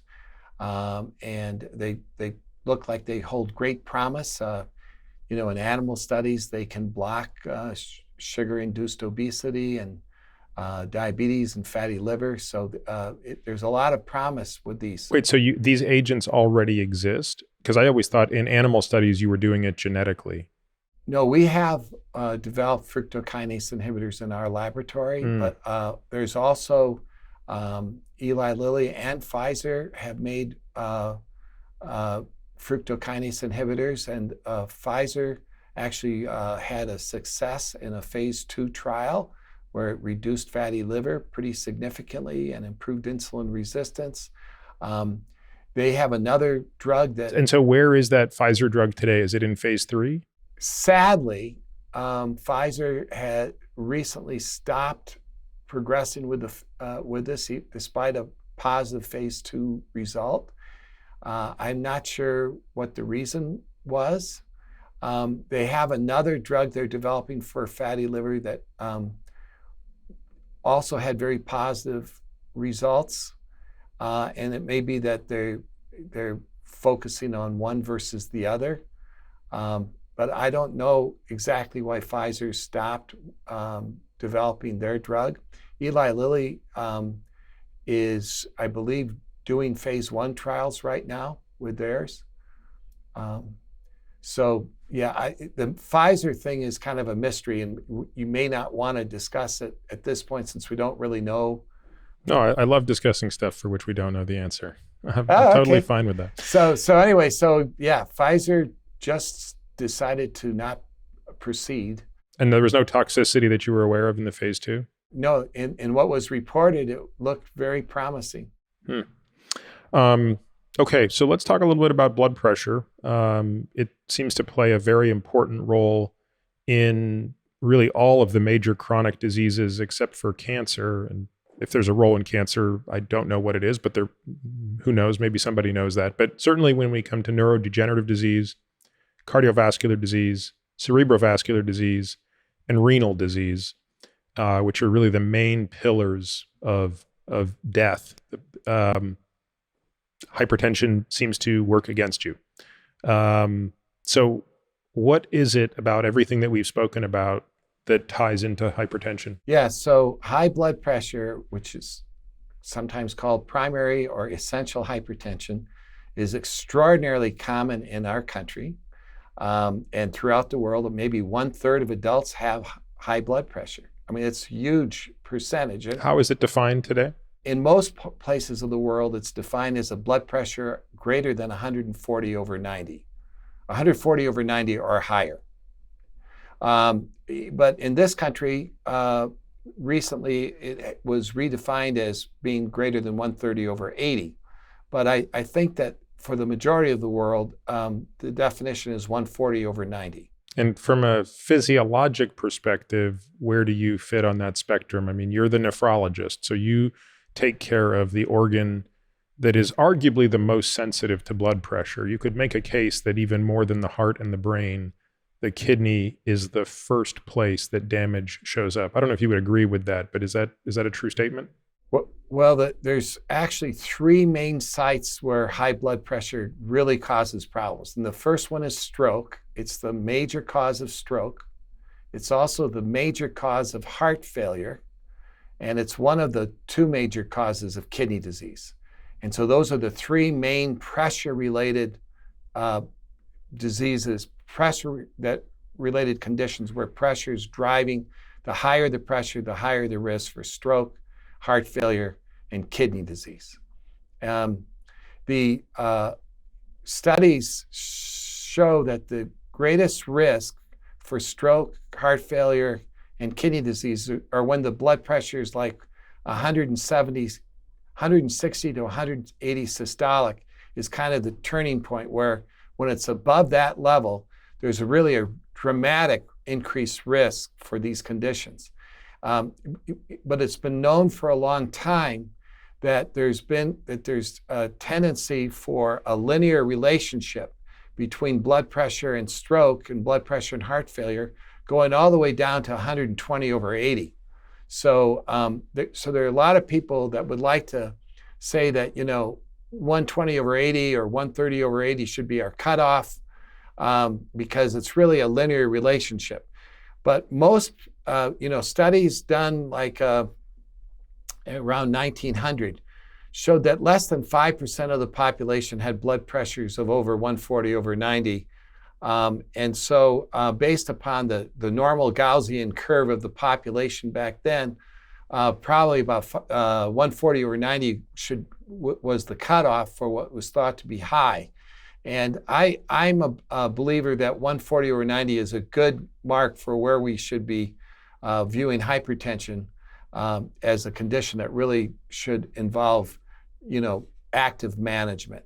So Rick, does that imply that if somebody has a blood pressure of 135 over 85, which would be below the cutoff that you're saying you would deem the time to act of 140 over 90, at 135 over 85, you could roll around at that blood pressure indefinitely without any damage to the kidney?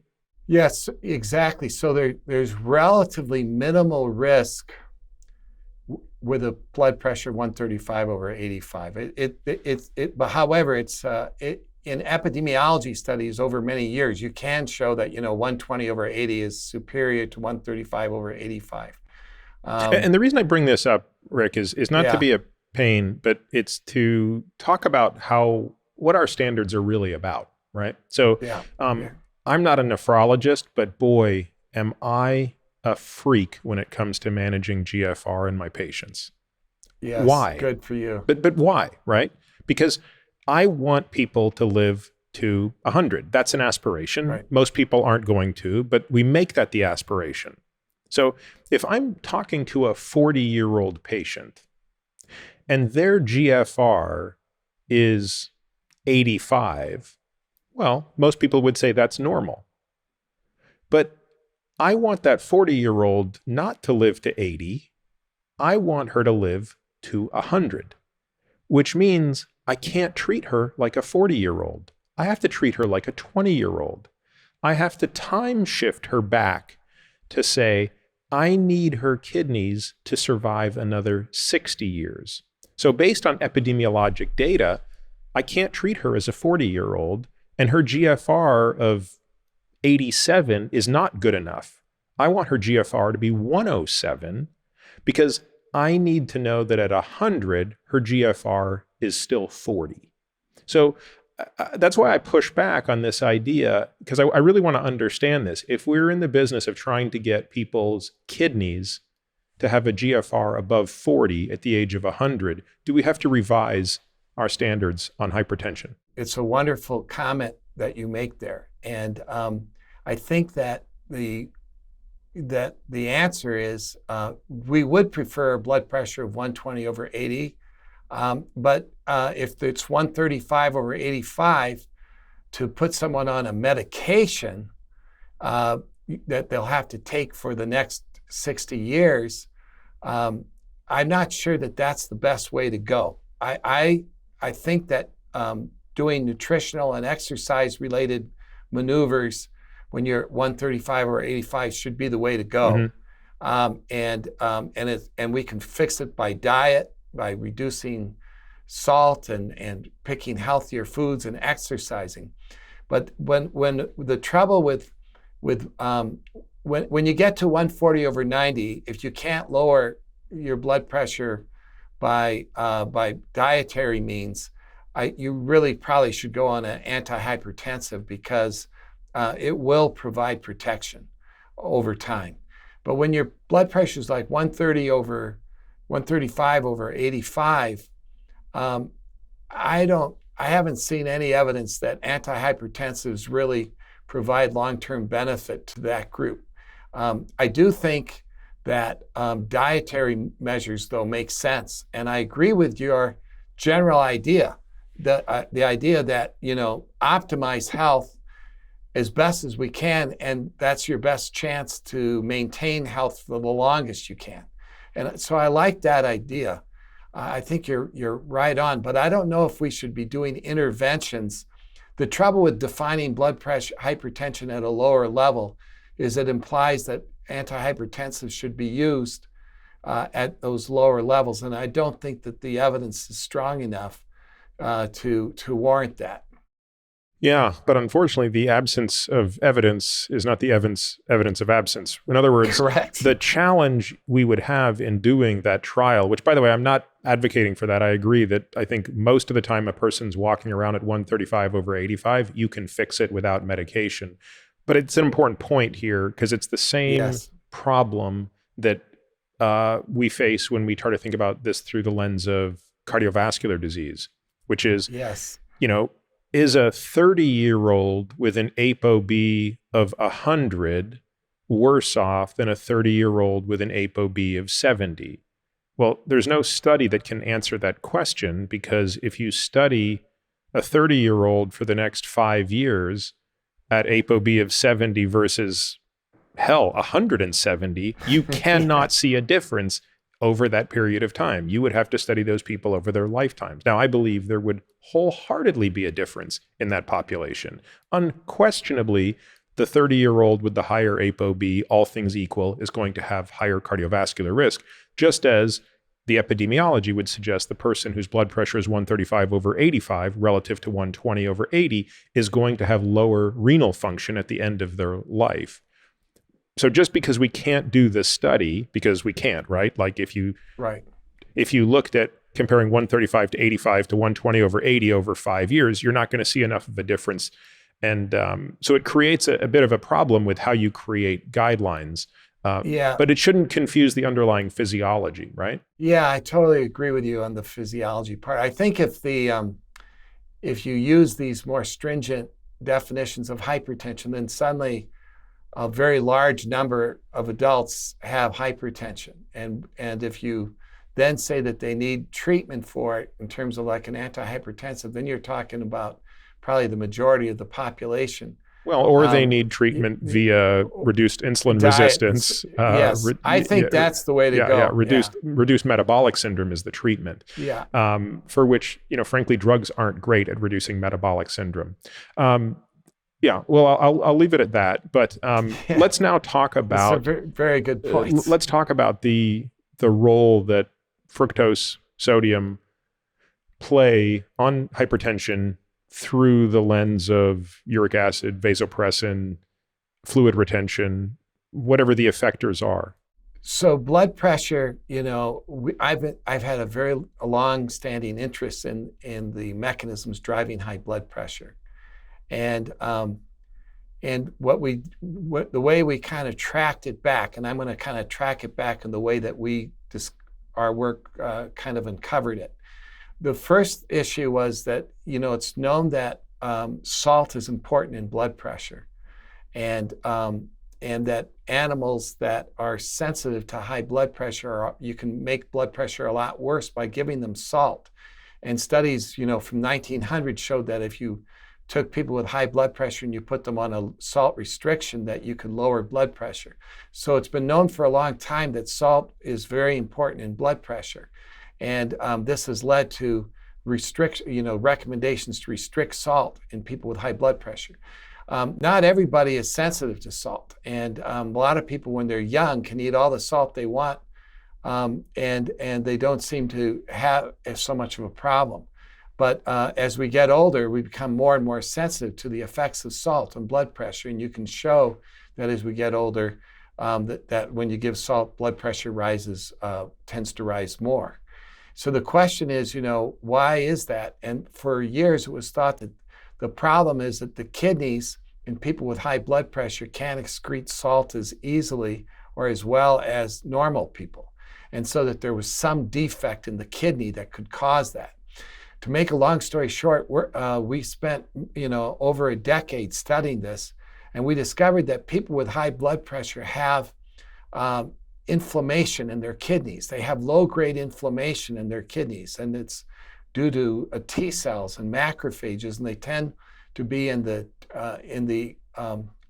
main part of the kidney where we call the tubules, and where the tubules are, and around the little blood vessels. And we were able to prove that the inflammation was actually maintaining the kidney in a state where it couldn't get rid of salt very well, and it did this by basically creating reduced blood flow to the kidney. So in people with high blood pressure, they all have reduced blood flow to their kidney. When you reduce the blood flow, you affect the ability of the kidney to excrete salt, and you start to retain salt.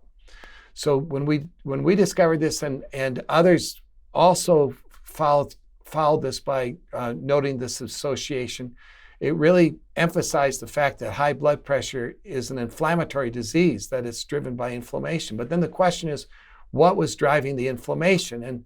And what we found was that there are many things that can cause inflammation to the kidneys.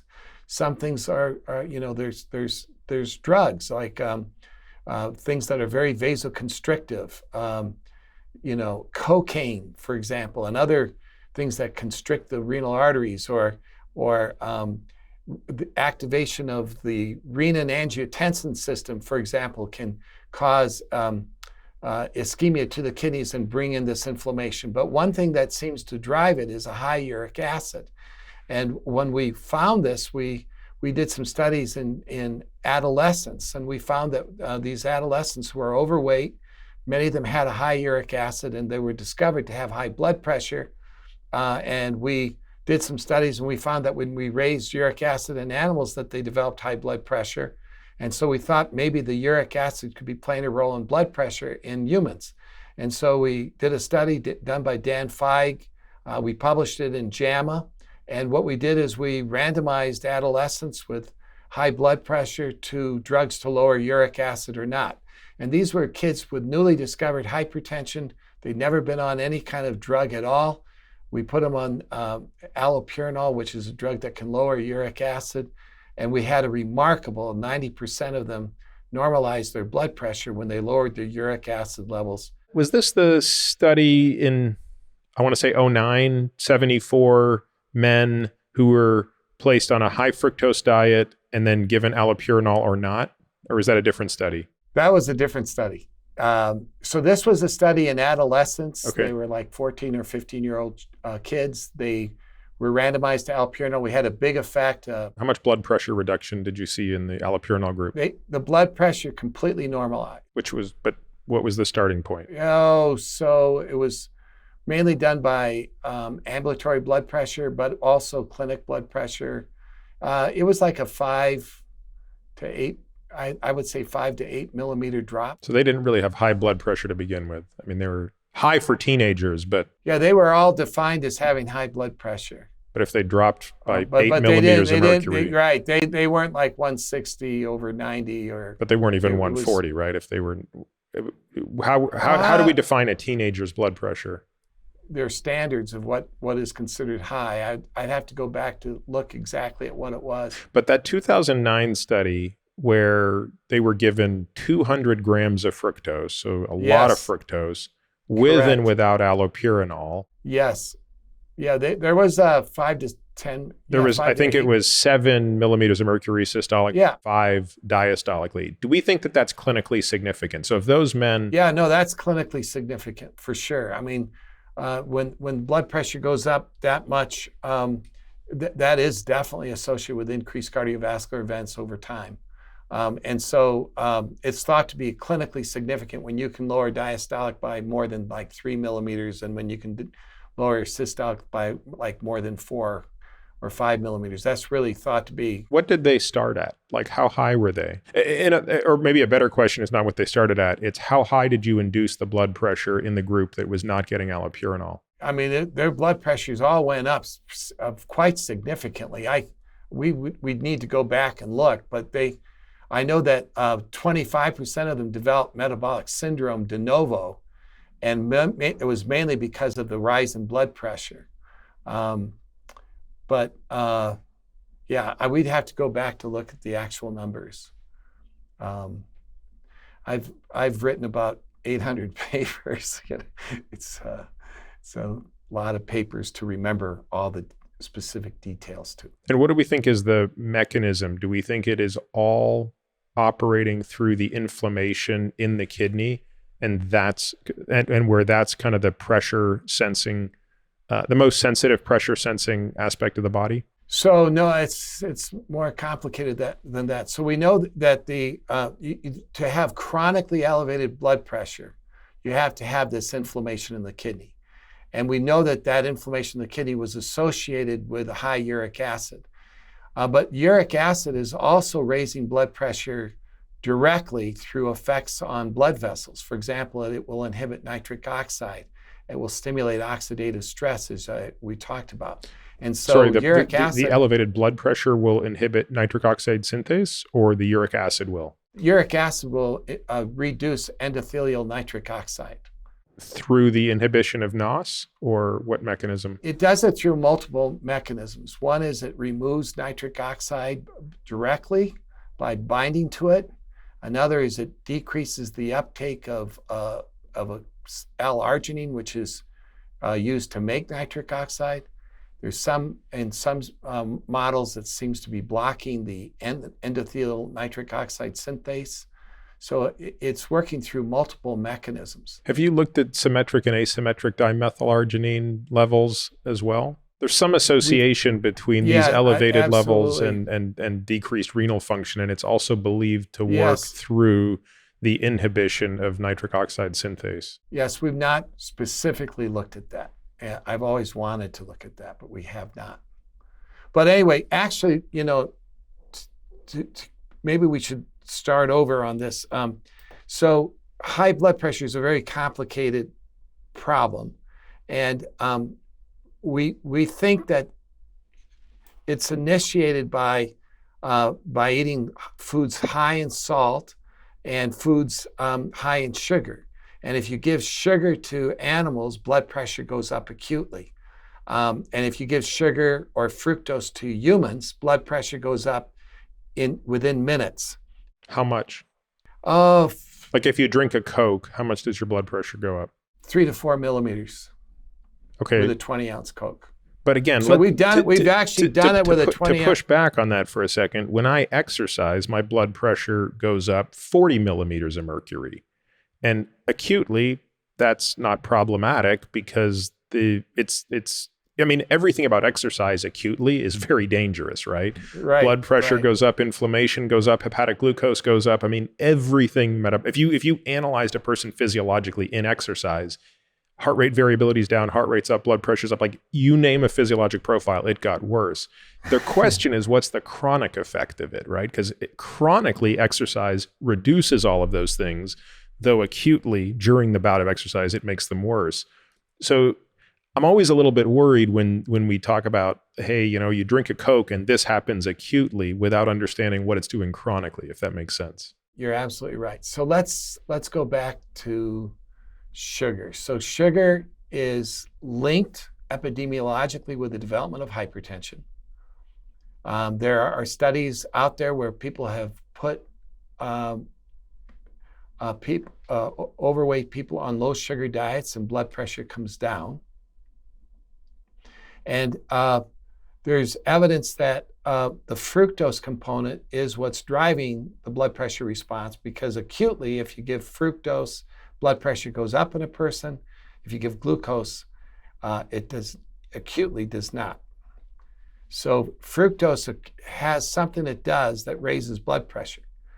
And our group discovered that when you give a salty diet to animals, that they actually start producing fructose in their bodies. So salty foods turned out to be another way to stimulate fructose production.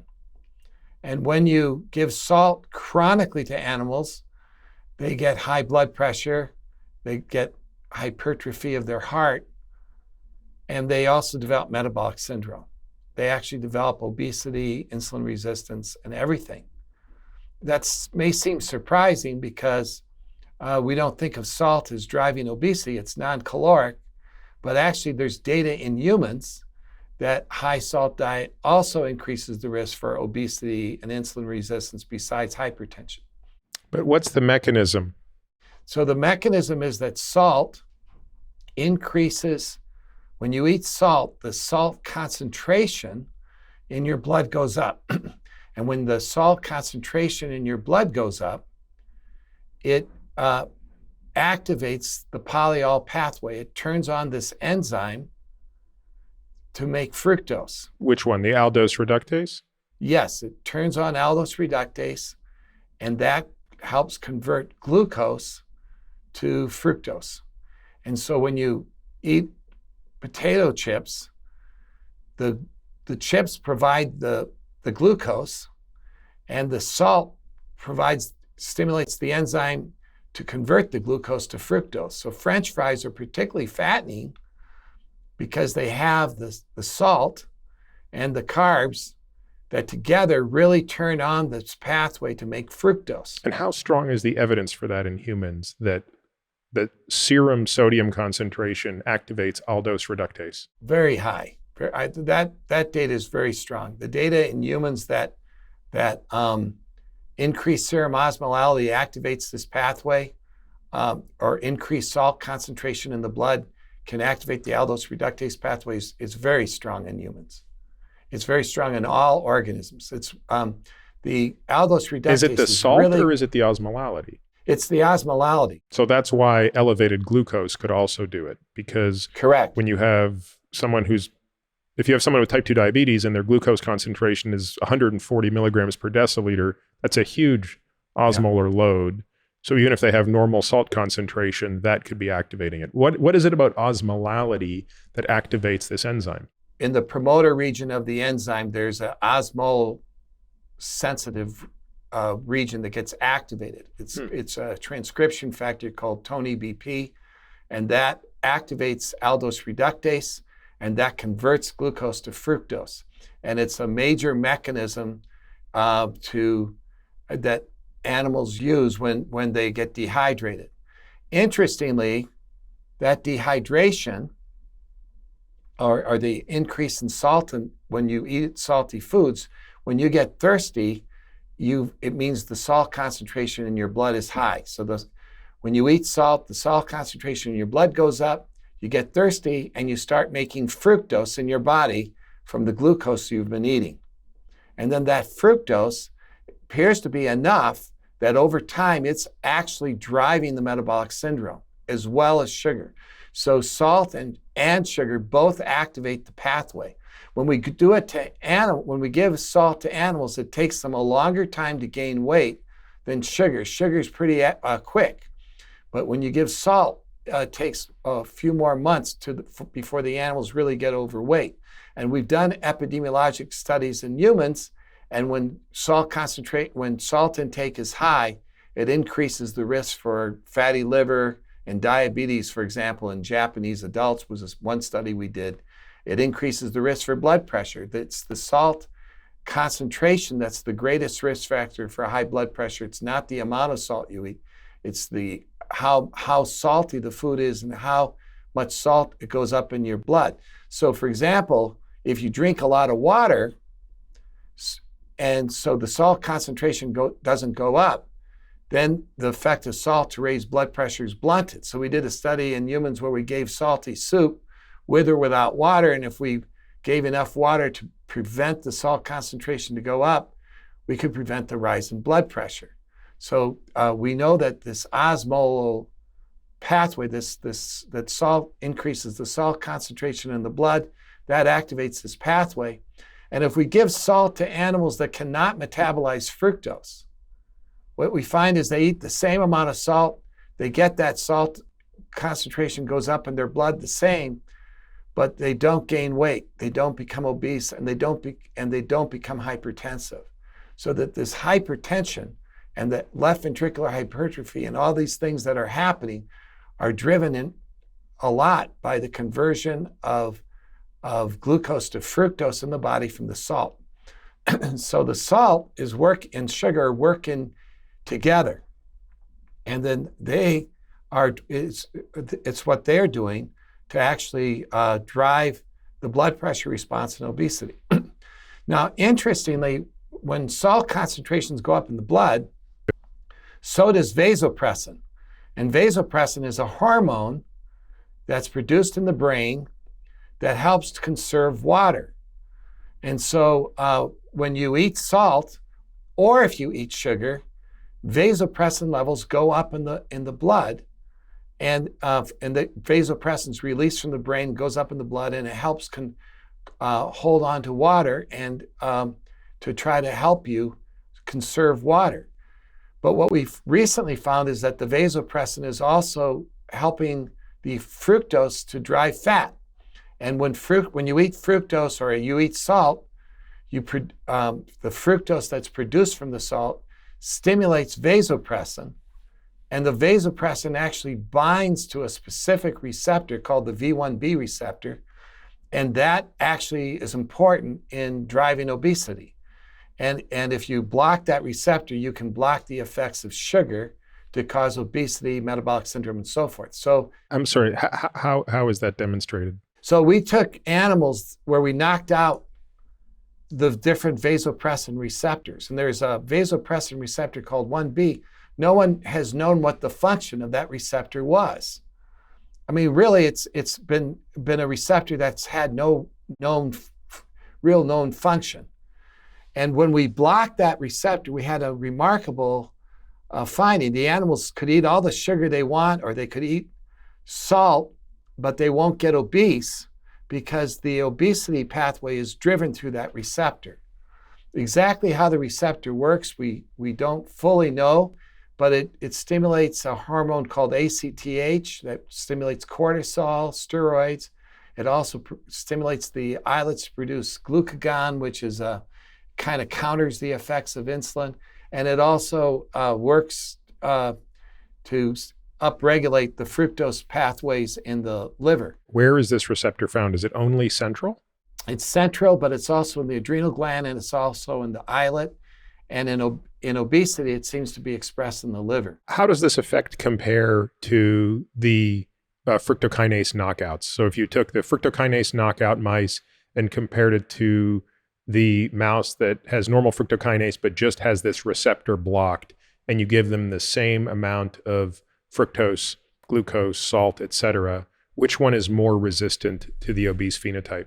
So the fructokinase knockout tends not to want to eat sugar. They tend to not like fructose. And so you have to kind of force them to eat the fructose, but even if you force them to eat the fructose, they'll never get fat. The V1B receptor knockout like fructose. They'll eat a lot of sugar, but they won't get fat. So how are they disposing of their fructose? They're totally regulating their total caloric intake. So although they eat more fructose, they'll eat less chow. So they maintain their energy balance. Right, but how do they not turn into skinny fat mice who are lean because their overall energy balance is fine, but they still get fatty liver disease and they still get diabetes? They do not get that. They don't get fatty liver. They don't get insulin resistant. They stay normal. But that's counterintuitive, right? Because you'd think that remember the energy restricted high fructose animals were still they were lean, but they were inside fat, right? They had visceral fat, they had liver fat, they had hypertension. So remember that the metabolic syndrome is driven through the energy depletion pathway. And the actual caloric pathway is still intact. So what's happening with this is that what we know is that it's down-regulating fructokinase. This is probably the key point. The V1B receptor knockout have less. They don't have as much fructokinase. They're turning it off. Why? They're reducing the amount. Normally, when you eat sugar, the fructokinase levels get higher and higher. They get turned on by sugar, and the V1B knockout doesn't do that. So the fructokinase stays at a low level. So my guess is that some of the fructose is being metabolized by other enzymes like glucokinase and stuff. But yeah, what happens is they eat normal amounts and they stay normal weight, and they don't develop metabolic syndrome, but they don't turn up their fructokinase. Interesting. Yeah. Well, Rick, this has been an amazing discussion. We've managed to go a lot deeper into things that I think we already covered in some depth in the first podcast, but I've certainly learned a lot more in the interval of just 2 years.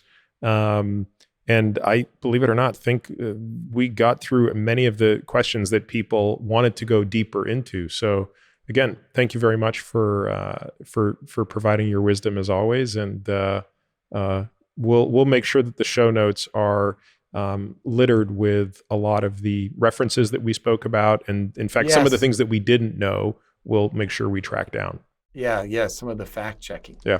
Thank you so much, Peter. It's great seeing you. I hope you can mention the book, I will mention it in the intro, but hold it up again. So we'll talk about that. Yeah. So the book is called Nature Wants Us to Be Fat. And by the time this podcast comes out, it will already be on bookshelves.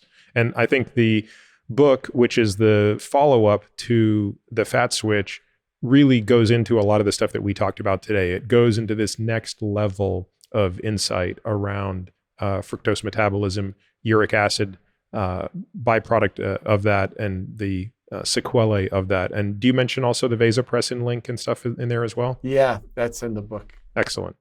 The one thing that we might want to point out, that's a very important finding, is that when we studied the fructose survival pathway, we found that the fat produced was not just being used as a caloric source, but it was being used as a source for water, because when fat is metabolized, when it's oxidized, it generates a ton of water. Yeah. Yeah, it generates water. So animals in the wild, when they store fat, they're actually storing it not just for calories, but for water. So the hibernating bear animals, right? Yep. will use the fat as a source of water while they're hibernating.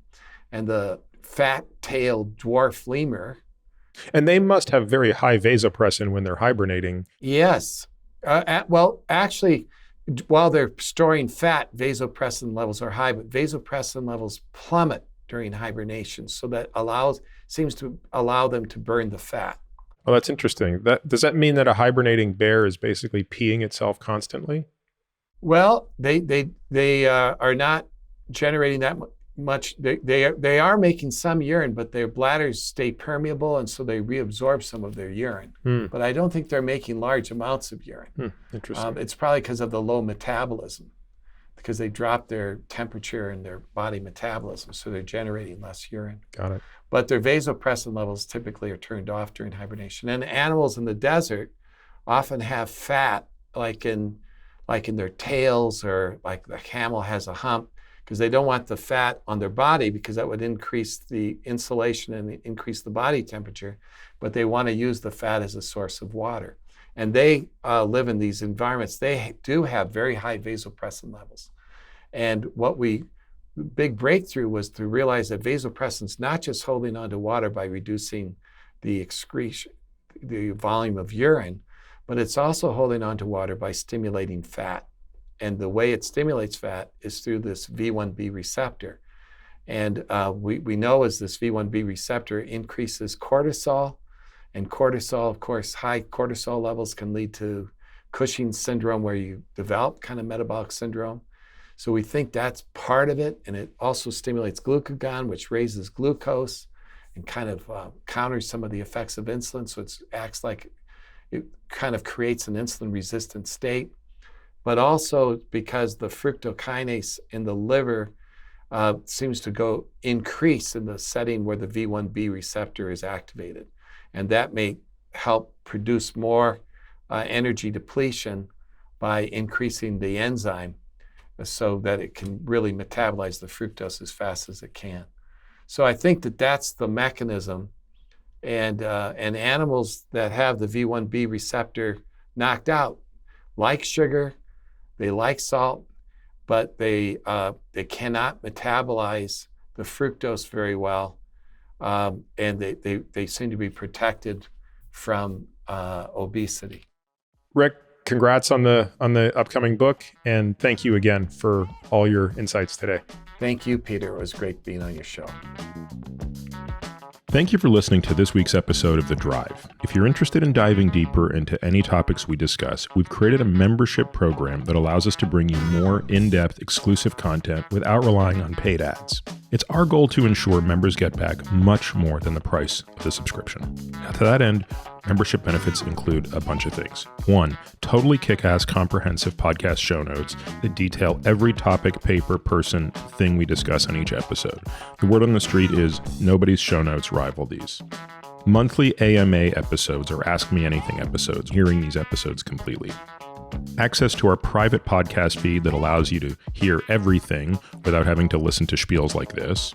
The Qualies, which are a super short podcast that we release every Tuesday through Friday, highlighting the best questions, topics, and tactics discussed on previous episodes of The Drive. This is a great way to catch up on previous episodes without having to go back and necessarily listen to everyone.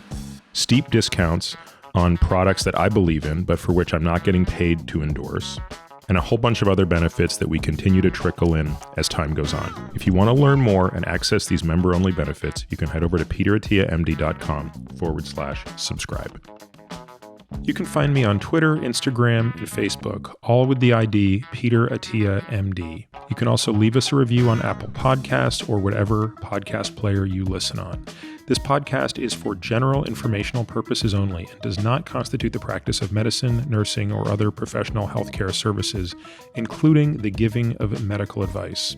No doctor-patient relationship is formed. The use of this information and the materials linked to this podcast is at the user's own risk.